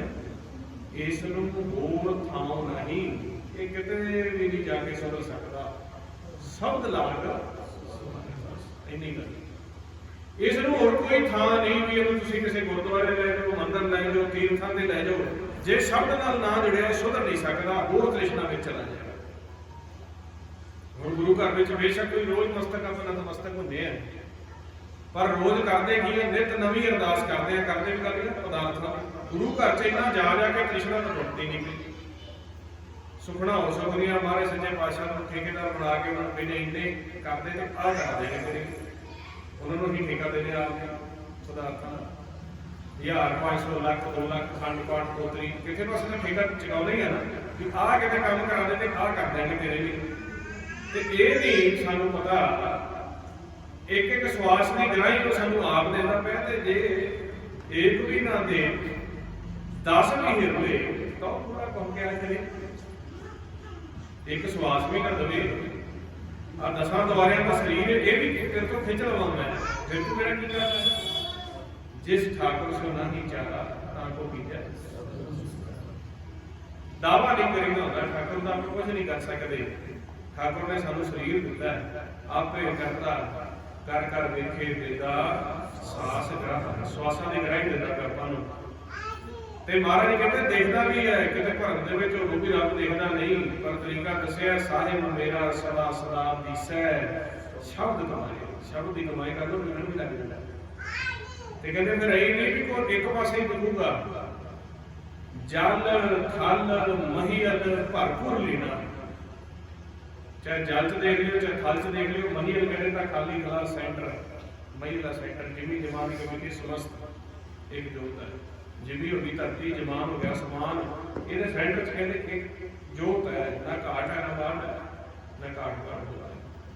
जिवें सूरज की रोशनी सवेरे घट होती है दोपहरे वध गई शाम को फिर घट गई हनेरा फिर चंद्रमा की रोशनी घटती वधदी रहूगी। कहते आ जी जोत है ना जमी जमान के सेंटर के जी गल करते हैं दरम्यान ये ना घटती है ना वधदी है। तो जो दर्शन होना लगणगे ना जिवें आपां कार चलाउने आ ते कार का शीशा भी है कि अगे संसार भी दिखी जाता सड़क ते आउंदा जांदा शीशा भी दिख रहा है संसार भी दिख रहा। इस तरीके घट घट मैं हर जू बसिया संतन कहो उगार दर्शन भी हो जाएंगे तो नाल संसार को भी देखी जाओ। हर एक दे उत्ते उस प्रकाश का औरा दिखेगा जिधर भी नजर करोगे वो सच ही सच दिखेगा। तो जो इस तरह उन्होंने दर्शन किए उन्होंने लिख दिता ये विश्व संसार को देखते कि हर का रूप है हर रूप नजरी है नजर अच्छा ਹੁਣ ਆਪਾਂ ਨੂੰ ਲੱਗਦਾ ਕੋਈ ਰੂਪ ਹੁੰਦਾ ਕੋਈ ਪਰਾਇਆ ਲੱਗਦਾ ਹੋਵੇ ਕੋਈ ਸੱਕਾ ਲੱਗਦਾ ਹੋਵੇ ਕੋਈ ਦੋਸਤ ਲੱਗਦਾ ਹੋਵੇ ਕੋਈ ਰਿਸ਼ਤੇਦਾਰ ਲੱਗਦਾ ਹੋਵੇ ਕੋਈ ਅਣਜਾਣ ਲੱਗਦਾ ਤੇ ਕੋਈ ਆਉਂਦਾ ਲੱਗਦਾ ਨਾ ਉਹ ਆਂਦੇ ਇਹ ਹਰ ਦਾ ਰੂਪ ਹੈ ਹਰ ਰੂਪ ਨਜ਼ਰੀ ਹੈ। ਇਸ ਤਰ੍ਹਾਂ ਬਾਣੀ ਪੜ੍ਹਨੀ ਜ਼ਰੂਰੀ ਹੈ। ਜੇ ਆਪਾਂ ਬਾਣੀ ਪੜ੍ਹ ਲਈ ਗੁਰਬਾਣੀ ਨੂੰ ਸੱਚੇ ਪਾਤਸ਼ਾਹ ਦਾ ਰੋਜ਼ ਤਾਂ ਦੇਖ ਕਰਦੇ ਆਪਾਂ ਕਰਨਾ ਵੀ ਚਾਹੀਦਾ ਹੈ ਪਰ ਜੇ ਖੋਜਿਆ ਤਾਂ ਫਿਰ ਅਧੂਰਾ ਕੰਮ ਹੈ। ਤੇ ਖੋਜ ਬਾਣੀ ਦੀ ਇਸ ਕਰਕੇ ਹੋ ਸਕਦੀ ਹੈ ਇਹ ਥੋੜਾ ਜਿਹਾ ਆਪਾਂ ਵੇਖਣਾ ਹੈ ਕਿ ਖੋਜ ਕਿਵੇਂ ਹੋਊਗੀ। ਹੁਣ ਆਪਾਂ ਦੇਖਣਾ ਵੀ ਪਹਿਲਾਂ ਸ਼ਬਦ ਪ੍ਰਗਟ ਹੋਇਆ ਜਾਂ ਪਹਿਲਾਂ ਗੁਰਬਾਣੀ ਪ੍ਰਗਟ ਹੋਈ। ਤਾਂ ਸਾਨੂੰ ਵਿੱਚ ਪੜ੍ਹਦੇ ਹਾਂ ਗੁਰਬਾਣੀ ਪਹਿਲਾਂ ਗੁਰਮੁਖਾਂ ਨੇ ਸਤਿਗੁਰਾਂ ਪਾਸ ਜਾ ਕੇ ਜਾਂ ਭਗਤਾਂ ਪਾਸ ਜਾ ਕੇ ਸ਼ਬਦ ਦੀ ਕਮਾਈ ਕੀਤੀ। ਰਾਮ ਸ਼ਬਦ ਦੀ ਕੀਤੀ ਹਰੀ ਅੱਲਾ ਵਾਹਿਗੁਰੂ ਦੀ ਕਮਾਈ ਕੀਤੀ। ਜਦੋਂ ਸ਼ਬਦ ਦੀ ਕਮਾਈ ਕਰਕੇ ਉਹ ਉਹਨਾਂ ਸਿਖਰਾਂ ਦੇ ਵਿੱਚ ਉਹਨਾਂ ਮੰਜ਼ਿਲਾਂ ਦੇ ਵਿੱਚ ਉਸ ਘਰ ਦੇ ਵਿੱਚ ਪਹੁੰਚੇ ਜੋ ਉਹਨਾਂ ਨੇ ਅਨੁਭਵ ਕੀਤਾ ਉਹਨਾਂ ਨੇ ਲਿਖ ਦਿੱਤਾ ਵੀ ਇੱਥੇ 10ਵਾਂ ਘਰ ਹੈ ਇੱਥੇ ਸਾਨੂੰ ਮਾਂ ਉੱਪਰ ਆਈ ਇਸ ਤਰ੍ਹਾਂ ਪੰਜਾਂ ਲੋਕਾਂ ਦੇ ਵਿਚਾਰ ਦਿੱਤੇ ਆ ਵਿਮਲ ਨੀਸ ਪਾਰ ਕੀਤੀ। ਇਸ ਤਰ੍ਹਾਂ ਸੰਸਾਰ ਦੇ ਵਿੱਚ ਵਿਚਰਦਿਆਂ ਸਾਨੂੰ ਇਹੋ ਜਿਹੇ ਜੀਵ ਮਿਲੇ ਪ੍ਰੈਕਟੀਕਲ ਲਿਖਤਾ ਕਿਹਨਾਂ ਨੇ ਲਿਖਿਆ ਜਿਨ੍ਹਾਂ ਸ਼ਬਦ ਦੀ ਕਮਾਈ ਕੀਤੀ ਉਹਨਾਂ ਲਿਖਿਆ। ਫਿਲਾਸਫਰ ਅਕਾਲ ਪੁਰਖ ਦੇ ਘਰ ਦੇ ਫਿਲਾਸਫਰ ਸੀ ਦੁਨਿਆਵੀ ਯੂਨੀਵਰਸਿਟੀਆਂ ਦੇ ਨਹੀਂ ਅਕਾਲ ਪੁਰਖ ਦੇ ਘਰ ਦੇ ਫਿਲਾਸਫਰ ਸੀ ਮਹਾਰਾਜ ਕਿਰਪਾ ਕੀਤੀ ਉਹਨਾਂ ਨੇ। ਹੁਣ ਆਪਾਂ ਬਾਣੀ ਪੜ੍ਹਦੇ ਆ ਤੇ ਸ਼ਬਦ ਦੀ ਕਮਾਈ ਤਾਂ ਕਰਦੇ ਆ ਠੀਕ ਹੈ।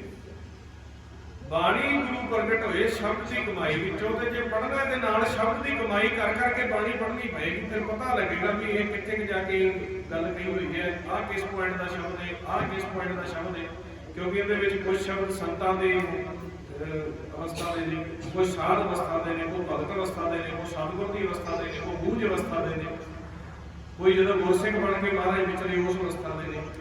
ਹੁਣ ਆਪਾਂ ਸਾਰਾ ਇਕੱਠਾ ਕਰ ਦਿੰਦੇ ਹਾਂ ਅਸੀਂ ਕਹਿ ਦਿੰਦੇ ਹਾਂ ਵੀ ਭਾਈ ਜੀ ਸਾਡਾ ਵੀਜ਼ਾ ਲੱਗਣਾ ਅਰਦਾਸ ਕਰਿਆ ਜੇ ਸਵੇਰੇ ਟਿਕਟ ਤੇ ਜੇ ਆ ਗਿਆ ਹੁਕਮਨਾਮਾ ਜੋ ਮੰਗੇ ਠਾਕਰ ਆਪਣੇ ਤੇ ਸੋਈ ਸੋਈ ਦੀ ਕਿਰਪਾ ਜੀ ਬੱਲੇ ਬੱਲੇ।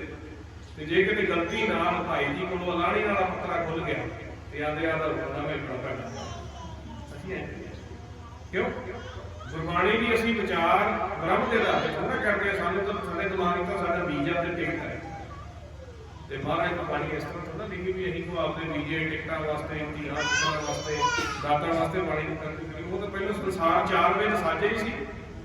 ਇਹਨਾਂ ਮਨੋਰਥਾਂ ਕਰਕੇ ਤਾਂ ਚਾਰੇ ਵੇਦਾਂ ਦੀ ਗੱਲ ਜਿਹੜੀ ਸੀ ਉਹ ਵਿੱਚ ਹੀ ਰਹਿ ਗਈ। ਮਹਾਰਾਜ ਕਹਿੰਦੇ ਵੇਦ ਪੁਰਾਣ ਕਹੋ ਮਤ ਝੂਠੇ ਝੂਠਾ ਜੋ ਨਾ ਵਿਚਾਰੇ ਵਿਚਾਰੇ ਕਿਉਂ ਨਾ ਮੰਤਰ ਜਾਪ ਚੱਲਣ ਲੱਗ ਗਿਆ। ਇੰਨੇ ਮੰਤਰ ਪੜ੍ਹਦੇ ਹੋ, ਇੰਨੀ ਵਾਰੀ ਇਹਦਾ ਪਾਠ ਕਰਾ ਲਓ, ਇਹੀ ਪੰਡਤ ਕਰਨ ਲੱਗ ਗਏ ਸਨ। ਇੰਨੇ ਹਮਨ ਕੁੰਡ ਹੋਣਗੇ, ਇੰਨਾ ਜਾਪ ਹੋਊਗਾ, ਤੁਹਾਡਾ ਕਾਰਜ ਸਿੱਧ ਹੋ ਜਾਏਗਾ। ਕਿਹੜਾ ਕਾਰਜ ਦੁਨਿਆਵੀ ਕਰ ਤੇ ਮਾਨਸ ਜਾਮੇ ਵਾਲਾ ਕਾਰਜ ਕਿਸੇ ਵੀ ਸਿੱਧ ਨਹੀਂ ਕੀਤਾ। ਵੇਦਾਂ ਦਾ ਨਾਮ ਉੱਤਮ ਸੋ ਸੁਣਿਆ ਨਹੀਂ ਫਿਰੇ ਜੀਓ ਦੇ ਤਾਲਿਆ। ਹੁਣ ਉਹ ਵੀ ਗੁਰੂ ਗ੍ਰੰਥ ਸਾਹਿਬ ਮਹਾਰਾਜ ਦੇ ਵਿੱਚ ਨਾਮ ਦੀ ਕਹਾਣੀ ਹੈ। ਸੱਚ ਦੇ ਨਾਲ ਮਿਲਾਪ ਕਿਵੇਂ ਕਰੀਏ, ਸਾਡੇ ਕਿਸ ਅਵਸਥਾ ਦੇ ਵਿੱਚ ਜਾ ਕੇ ਸਾਡੇ ਸਾਰੇ ਅਰਦਾਸ ਕੀਤੀ ਵੀ ਬਿਲਥੀ ਨਹੀਂ ਜਾਂਦੀ। ਤਾਂ ਮਹਾਰਾਜ ਕਹਿੰਦੇ ਚਤੁਰ ਦਿਸ਼ਾ ਕੀਨੋ ਬਲ ਆਪਣਾ ਸਿਰ ਉੱਪਰ ਕਰ ਧਾਰਿਓ, ਕਿਰਪਾ ਕਟਾਖ ਅਵਲੋਕਨ ਕੀਨੋ ਦਾਸ ਕਾ ਦੁੱਖ। ਕਹਿੰਦੇ ਪਹਿਲਾਂ ਚਤੁਰ ਦਿਸ਼ਾ ਦੇ ਵਿੱਚ ਜਾ ਕੇ ਬਲ ਕਰਨਾ ਪਊਗਾ।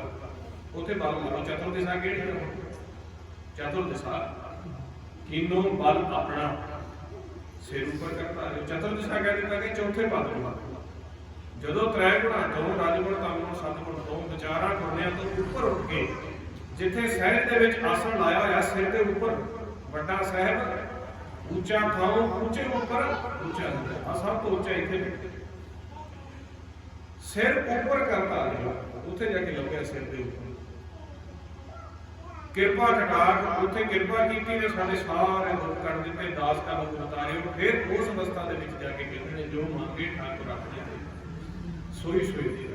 ਪਹਿਲਾਂ ਠਾਕੁਰ ਦੇ ਸਨਮੁਖ ਤਾਂ ਹੋਵੋ ਨਾ ਵੀ ਠਾਕੁਰ ਸਨਮੁਖ ਸੀ, ਅਸੀਂ ਉਹਨਾਂ ਤੋਂ ਜਾ ਕੇ ਬਚਨ ਕੀਤਾ, ਉਹਨਾਂ ਨੇ ਸਾਡਾ ਪੂਰਾ ਕਰ ਦਿੱਤਾ। ਹੁਣ ਠਾਕੁਰ ਘਰ ਹੀ ਨਹੀਂ ਸਨ। ਜਿਹੜਾ ਜੋ ਸਰੂਪੀ ਠਾਕੁਰ ਦੀ ਗੱਲ ਉਹਨਾਂ ਕੀਤੀ ਹੈ ਉਹ ਸਨਮੁਖ ਨਹੀਂ ਹੈ। ਤੇ ਅਸੀਂ ਫਿਰ ਆਪ ਮਾਰੇ ਚਲੇ ਜਾ ਰਹੇ। ਮਾਰੇ ਕਹਿੰਦੇ ਬਿਨ ਦੇਖਿਆ ਉਪਜੇ ਨਹੀਂ ਆਸਾ। ਸੋ ਇਸ ਕਰਕੇ ਗੁਰਮੁਖੋ ਤੁਸੀਂ ਵਿਚਾਰ ਕਰੋ। ਤੁਸੀਂ ਸੰਸਾਰ ਦੇ ਵਿੱਚ ਆਏ ਹੋਏ ਹੋ। ਮਹਾਰਾਜ ਦੀ ਬਾਣੀ ਇੰਨਾ ਵੱਡਾ ਖਜ਼ਾਨਾ ਦੱਸਦੀ ਆਪਣੀ ਨਹੀਂ ਦੇ ਵਿੱਚ। ਤੇ ਇਹ ਨਹੀਂ ਵੀ ਆਪਾਂ ਕਮਲੇ ਆ ਜੀ, ਸਾਨੂੰ ਤਾਂ ਹੋਰ ਕੋਈ ਹੈ ਨਹੀਂ ਜੀ, ਸਮਝ ਨਹੀਂ ਹੈਗੀ ਜੀ, ਸਾਡੇ ਤਾਂ ਔਗਣ ਬੜੇ ਨੇ। ਉਹ ਮਹਾਰਾਜ ਕਹਿੰਦੇ ਔਗਣਾਰਿਆਂ ਨੂੰ ਮਿਲਣਾ। ਮਹਾਰਾਜ ਨੇ ਤਾਂ ਇੰਨੇ ਸਖਤ ਵਚਨ ਕਰ ਦਿੱਤੇ, ਹਮ ਕੀਰੇ ਕਿਰਮ ਸਤਿਗੁਰ ਸਰਵ। ਤੁਸੀਂ ਮਹਿਸੂਸ ਕਰ ਲਿਆ ਵੀ ਮੇਰੇ 'ਚ ਤਾਂ ਔਗਣ ਬੜਿਆ, ਮੇਰੇ 'ਚ ਤਾਂ ਪਤਾ ਨਹੀਂ, ਮੈਂ ਤਾਂ ਆ ਨਹੀਂ, ਮੈਨੂੰ ਬਾਣੀ ਨਹੀਂ ਪੜ੍ਹਨੀ ਆਉਂਦੀ, ਮੈਨੂੰ ਗਿਆਨ ਨਹੀਂ ਕਰਨਾ ਆਉਂਦਾ। ਉਹ ਕਹਿੰਦੇ ਸਾਰੀ ਮਾਫੀ ਦਿੰਦੇ ਆ। ਜੋ ਜਨ ਰਾਮ ਨਾਮ ਗੁਣ ਗਾਵੇ ਪੜਿਆ ਅਨਪੜਿਆ ਪੜ੍ਹ ਲਓ। ਹਮ ਕੀਰੇ ਕਿਰਮ ਸਤਿਗੁਰ ਸਰਨਾਈ ਕਰ ਦਇਆ ਨਾਮ ਪ੍ਰਣਾਸ। ਮੈਂ ਕੀਤਾ ਨਾ ਜਾਤਾ ਹਰਾਮ ਖਬਰ ਹੋ ਕਿਆ ਨੂੰ ਦੇਸਾ। ਦੁਸ਼ਟਾਂ ਨੂੰ ਚੋਰਾਂ ਨੂੰ ਜਿਹੜੇ ਕਰ ਕਰਕੇ ਅਸੀਂ ਇਹਨਾਂ ਖਾਈ ਗਏ ਆਂਦੇ ਆਇਓ ਸਾਰਿਆਂ ਨੂੰ ਛੂਟ ਹੈ ਇਸ ਵਾਰੀ ਕਲਯੁਗ ਦੇ ਵਿੱਚ। ਗੁਪਤ ਨਾਮ ਪ੍ਰਗਟ ਕਰ ਲਓ। ਸਮਰਪਣ ਜਿਹੜਾ ਕਰ ਗਿਆ, ਫਲਸਫਰ ਨੂੰ ਵੀ ਸਮਰਪਣ ਕਰਨਾ ਪੈਣਾ ਹੈ। ਵਿਚਾਰਾਂ ਤੋਂ ਉੱਪਰ ਉੱਠਣਾ ਪਏਗਾ। ਜੇ ਮੈਂ PhD ਕੀਤੀ ਹੈ ਤੇ ਮੇਰੀ PhD ਦਰਗਾਹ ਦੇ ਵਿੱਚ ਕੰਮ ਨਹੀਂ ਹੋਣੀ। ਮੈਨੂੰ ਵੀ ਸਿਮਰਨ ਕਰਕੇ ਵਿਚਾਰਾਂ ਤੋਂ ਰਹਿਤ ਹੋਣਾ ਪਏਗਾ। ਤੇ ਕਿਸੇ ਵੀਰ ਭਰਾ ਗੁਰਮਤਿ ਬੀਬੀ ਭੈਣ ਨੇ ਕਿਸੇ ਨੇ ਉਹ ਅਨਪੜ੍ਹ ਹੈ, ਉਹਨੇ ਵੀ ਵਿਚਾਰਾਂ ਨੂੰ ਛੱਡ ਕੇ ਉਸ ਦਰ ਤੇ ਬੈਠਣਾ। ਤੇ ਜਦੋਂ ਵਿਚਾਰ ਹੀ ਖਤਮ ਹੋ ਗਿਆ ਤੇ ਪੜ੍ਹਾਈ ਤਾਂ ਪਾਸੇ ਰਹਿ ਗਈ। ਪੜ੍ਹਾਈ ਤਾਂ ਸਿਰਫ ਦੁਨੀਆ 'ਚ ਚੱਲੇਗੀ। ਦਰਗਾਹ ਵਿੱਚ ਤਾਂ ਗੁਰੂ ਚੇਲੇ ਇੱਕ ਸਮਾਨ ਹੈ। ਗੁਰੂ ਚੇਲੇ ਕੀ ਸਭ ਨੂੰ। ਜਿਸ ਘਰ ਦੇ ਵਿੱਚ ਸਾਡਾ ਗੁਰੂ ਬੈਠਾ ਉੱਥੇ ਚੇਲੇ ਤੇ ਜਾ ਕੇ ਬੈਠਣਾ। ਉਸ ਘਰ 'ਚ ਕੋਈ ਗਿਆਨ ਨਹੀਂ। ਇਸ ਕਰਕੇ ਅਸੀਂ ਸਾਰੇ ਹੀ ਬਖਸ਼ੇ ਜਾਵਾਂਗੇ ਜੇ ਤੁਸੀਂ ਮਾੜਾ ਜਿਹਾ ਉਦਮ ਕਰ ਲਓ ਆਪ ਦੇ ਵਿੱਚ ਜੀਵਨ 'ਚ। ਕਰਨਾ ਉਦਮ ਕੀ ਹੈ? ਸਿੱਖੋ ਸ਼ਬਦ ਪਿਆਰਿਓ ਜਨਮ ਮਰਨ ਕੀ ਟੇਕ ਮੁਖ ਜਨ ਸਦਾ ਸੁਖੀ ਨਾਨਕ ਸਿਮਰਤੇ। ਇਹ ਹਨ ਤੇ ਹਨ ਛੱਡ ਤੂੰ ਗੁਰ ਕਾ ਸ਼ਬਦ ਪਛਾਣ ਸਤਿਗੁਰ ਅੱਗੇ ਢਹਿ ਪੋ ਸਭ ਕੇ ਜਾਣੇ। ਉਹਨਾਂ ਦੀ ਕੋਈ ਲੋੜ ਹੀ ਨਹੀਂ ਵੀ ਮੈਂ ਇਸ ਤਰ੍ਹਾਂ ਦਾ ਇਸ ਤਰ੍ਹਾਂ ਦਾ, ਤੂੰ ਬਸ। ਤੇ ਹੁਣ ਇਹ ਕਹਾਣੀ ਸਿਰਫ ਸੰਗਤ ਵਿੱਚ ਆ ਕੇ ਹੀ ਯਾਦ ਕਰਾਈ ਜਾਂਦੀ ਹੈ। ਜਦੋਂ ਤੁਸੀਂ ਇੱਥੋਂ ਨਿਕਲ ਕੇ ਘਰਾਂ ਦੇ ਵਿੱਚ ਜਾਣਾ ਨਾ, ਉਹਨਾਂ ਫਿਰ ਤੁਹਾਨੂੰ ਕਰਮ ਜਿਹੜੀ ਕਰਾਈ ਜਾਣਾ ਘਰ ਦੇ ਵਿੱਚ। ਇਸ ਕਰਕੇ ਸਾਡੇ ਤੇ ਪਰਉਪਕਾਰ ਕੀਤਾ ਹੈ, ਸਾਨੂੰ ਸਤ ਸੰਗਤ ਬਖਸ਼ੀ ਹੈ, ਸੰਤਾਂ ਦਾ ਸਾਨੂੰ ਬਖਸ਼ਿਆ ਹੈ। ਤੇ ਇਹੀ ਕਿਹਾ ਹੈ ਕਿ ਸੇਵਾ ਕੋ ਦੋਇ ਭਲੇ ਇੱਕ ਸੰਤ ਇੱਕ ਰਾਮ, ਰਾਮ ਦੇ ਨਾਮ ਮੁਕਤ ਕੋ ਸੰਤ ਜਪਾਵੈ। ਸੰਤਾਂ ਦੇ ਨਾਮ ਜਪਣਾ ਹੈ, ਉਹ ਸਾਨੂੰ ਯਾਦ ਕਰਾਉਂਦੇ ਨੇ। ਵੀ ਉਹ ਸੰਸਾਰ ਦੇ ਜੀਵੋ ਉਹ ਮਾਇਆ ਦੇ ਭਵਨ ਦੇ ਵਿੱਚ ਤੁਸੀਂ ਫਸ ਗਏ ਜੇ, ਅਭਿਆਸ ਕਰਕੇ ਉੱਤੇ ਜਾਓ, ਕਦੇ ਵੀ ਸੁਧਾਰ ਸਕਦਾ। ਤੁਸੀਂ ਇਸ ਘਰ ਦੇ ਰਹਿਣ ਵਾਲੇ ਨਹੀਂ। ਡੰਡਾ ਡੇਰਾ ਇਹ ਨਹੀਂ ਜਿਹ ਡੇਰਾ ਤੂੰ ਜਾਣ, ਮੂੰਹਾਂ ਡੇਰਾ ਕਾ ਸੰਜਮੋ ਗੁਰ ਕੇ ਸਭ ਵਿਸ਼ਨਾਨ। ਵਾਪਸ ਜਾਓ ਆਪਦੇ ਘਰ। ਇਹ ਤੁਹਾਡਾ ਘਰ ਨਹੀਂ, ਇਹ ਤੁਹਾਡੇ ਮਾਤਾ ਪਿਤਾ ਨਹੀਂ, ਇਹ ਸਾਰੇ ਸੰਜੋਗੀ ਨੇ। ਇਹ ਸਭ ਠੱਗੀ ਜਾਲ ਚੱਲਦਾ ਪਿਆ ਇੱਥੇ। ਮਾਇਆ ਤੁਹਾਨੂੰ ਠੱਗਦੀ ਪਈ ਹੈ, ਨਾ ਤੁਹਾਨੂੰ ਸੁਣਦੀ ਹੈ ਨਾ ਤੁਹਾਨੂੰ ਵੇਖਦੀ ਹੈ, ਪਰ ਤੁਹਾਨੂੰ ਠਗੋਰੀ ਵਿੱਚ ਲਿਆ ਹੋਇਆ ਤੇ ਸਾਰੇ ਨੂੰ ਮਿੱਠੀ ਲੱਗਦੀ ਹੈ। ਨਾ ਸੁਣੀਏ ਨਾ ਮੁਕਤੇ ਮਕੀਆ ਨਾ ਹੈ ਉਹ ਡੀਠੀ, ਐਸੀ ਠਗੋਰੀ ਪਾਏ ਭਰਾਤਾ ਮਨ ਸਭ ਕਹਿੰਦਾ ਹੈ। ਇਹ ਮਾਇਆ ਦੀਆਂ ਠਗੋਰੀਆਂ ਤੋਂ ਬਚ ਜਾਓ। ਕਰਮ ਕਰਦਿਆਂ ਕਰਦਿਆਂ ਨਾਲ ਸ਼ਬਦ ਦਾ ਅਭਿਆਸ ਕਰਨਾ ਸ਼ੁਰੂ ਕਰ ਦਿਓ। ਵਿਚਾਰਾਂ ਨੂੰ ਇੱਕ ਵਾਰੀ ਆਪਾਂ ਰੋਕਣਾ ਹੈ। ਵਿਚਾਰ ਮਾਰੇ ਕਰੇ ਤਾਰੇ ਉੱਡ ਜਮਨਾਵੇ ਤੁਹਾਡੇ ਕਿਰਪਾ ਕਰਦੇ ਨੇ। ਇਸ ਦੇਹੀ ਦੇ ਵਿੱਚੋਂ ਇੱਕ ਖਜ਼ਾਨਾ ਹੌਲੀ ਹੌਲੀ ਪ੍ਰਗਟ ਹੋਏਗਾ। ਹੌਲੀ ਹੌਲੀ ਉਸ ਖਜ਼ਾਨੇ ਵਿੱਚ ਫਿਰ ਧਿਆਨ ਧਰ ਕੇ ਪਹਿਲੋਂ ਗਿਆਨ ਦਾ ਤੇ ਸ਼ਬਦ ਦਾ ਅਭਿਆਸ ਕਰਨਾ। ਪਹਿਲੋਂ ਤਾਂ ਗਿਆਨ ਲੈਣਾ ਤੇ ਨਾਲ ਗੁਰਮੰਤਰ ਦਾ ਅਭਿਆਸ ਕਰਨਾ। ਫਿਰ ਜਦੋਂ ਪ੍ਰਪੱਖ ਹੋ ਗਿਆ, ਅਨਾਹਤ ਸਭ ਚੱਲ ਪਿਆ, ਅਮਰਤਾ ਛੱਪਿਆ, ਫਿਰ ਧਿਆਨ ਦਾ ਨਾਲ ਚੱਲਦੇ ਹਾਂ। ਪਹਿਲੋਂ ਸਿਮਰਨ ਤੇ ਗੁਰਬਾਣੀ ਪੜ੍ਹਨੀ ਹੈ, ਕਥਾ ਸੁਣਨੀ। ਫਿਰ ਹੌਲੀ ਹੌਲੀ ਜਦੋਂ ਸੁਰਤੀ ਰੇੜ ਹੋ ਜਾਊਗੀ, ਫਿਰ ਕੋਈ ਧਿਆਨ ਦਾ ਮਾਰਗ ਚੱਲ ਪੈਂਦਾ। ਆਓ ਫਿਰ 2-4 ਮਿੰਟ ਸਤਿਗੁਰ ਦੀ ਆਵਾਜ਼ ਦੇਈਏ। ਆਵਾਜ਼ ਮਾਰੀਏ ਆਪਾਂ ਆਪਦੇ ਪਿਤਾ ਨੂੰ। ਗੁਰੂ ਨਾਨਕ ਦੇ ਘਰ ਦੇ ਦੱਸੇ ਉਹਨਾਂ ਦਾ ਨਾਮ ਵਾਹਿਗੁਰੂ। ਜਿਵੇਂ ਮੇਰਾ ਨਾਮ ਤੁਹਾਡਾ ਨਾਮ ਦੁਨਿਆਵੀ ਹੈ ਨਾ, ਮਾਲਕ ਨੇ ਆ ਕੇ ਦੱਸਿਆ ਉਹਦਾ ਦੁਨਿਆਵੀ ਨਾਮ ਵਾਹਿਗੁਰੂ ਹੈ। ਤੇ ਜਦੋਂ ਬੱਚੇ ਨੂੰ ਕੋਈ ਜ਼ਰੂਰਤ ਹੁੰਦੀ ਨਾ, ਉਹ ਆਪਦੇ ਪਿਤਾ ਨੂੰ ਪਾਪਾ ਮਾਤਾ ਮੰਮੀ ਕਹਿ ਕੇ ਪੁਕਾਰਦਾ। ਉਹ ਤਾਂ ਪਰ ਇੱਕ ਜਗ੍ਹਾ ਤੇ ਹੈਗਾ, ਦੂਜੀ ਤੇ ਨਹੀਂ। ਆਪਣਾ ਉਹ ਪਿਤਾ ਜਿਹੜਾ ਹੈ ਨਾ, ਉਹ ਸਾਰੀ ਜਗ੍ਹਾ ਤੇ ਹੀ ਹੈ। ਆਓ ਹੁਣ ਵੀ ਉਹ ਆਪਾਂ ਨੂੰ ਦੇਖਦੇ ਪਏ ਹਾਜ਼ਰ ਨੇ। ਇਸ ਟਾਈਮ ਅਕਾਲ ਪੁਰਖ ਪ੍ਰਕਾਸ਼ ਨੂੰ ਹਾਜ਼ਰ ਨੇ। ਆਓ ਆਪਾਂ ਨੂੰ ਆਵਾਜ਼ ਮਾਰੀਏ ਵੀ ਸੱਚੇ ਪਾਤਸ਼ਾਹ ਕਰੋ ਕਿਰਪਾ। ਹਮ ਕੀਰੇ ਕਿਰਮ ਸਤਿਗੁਰ ਸਰਨਾਈ ਤੁਹਾਡੀ ਸ਼ਰਨ ਚ ਆਇਆ, ਕਰ ਦਇਆ ਨਾਮ ਦਾਸ ਤੇਰੇ ਕੀ ਬੇਨਤੀ ਰਿੱਧ ਕਰ। ਕਿਰਪਾ ਕਰ ਦਿਓ, ਨਾਮ ਦਾ ਪ੍ਰਕਾਸ਼ ਕਰ ਦਿਓ ਸਾਡੇ ਤੇ ਇਸ ਤਰ੍ਹਾਂ ਭੋਲੇ ਪਾਤਸ਼ਾਹ ਸੁਣਾਈ। ਨੇਤਰ ਬੰਦ ਕਰ ਲਓ ਸਾਰੇ ਨੇ। ਨੇਤਰ ਬੰਦ ਕਰਕੇ ਉੱਪਰੋਂ ਬੋਲ ਬੋਲ ਕੇ ਆਓ ਸਤਿਗੁਰ ਜੀ ਨੂੰ ਆਵਾਜ਼ਾਂ ਮਾਰੀਏ। ਅਕਾਲ ਪੁਰਖ ਸੱਚੇ ਪਾਤਸ਼ਾਹ ਨੂੰ ਆਵਾਜ਼ਾਂ ਮਾਰੀਏ। ਵਾਹਿਗੁਰੂ ਵਾਹਿਗੁਰੂ।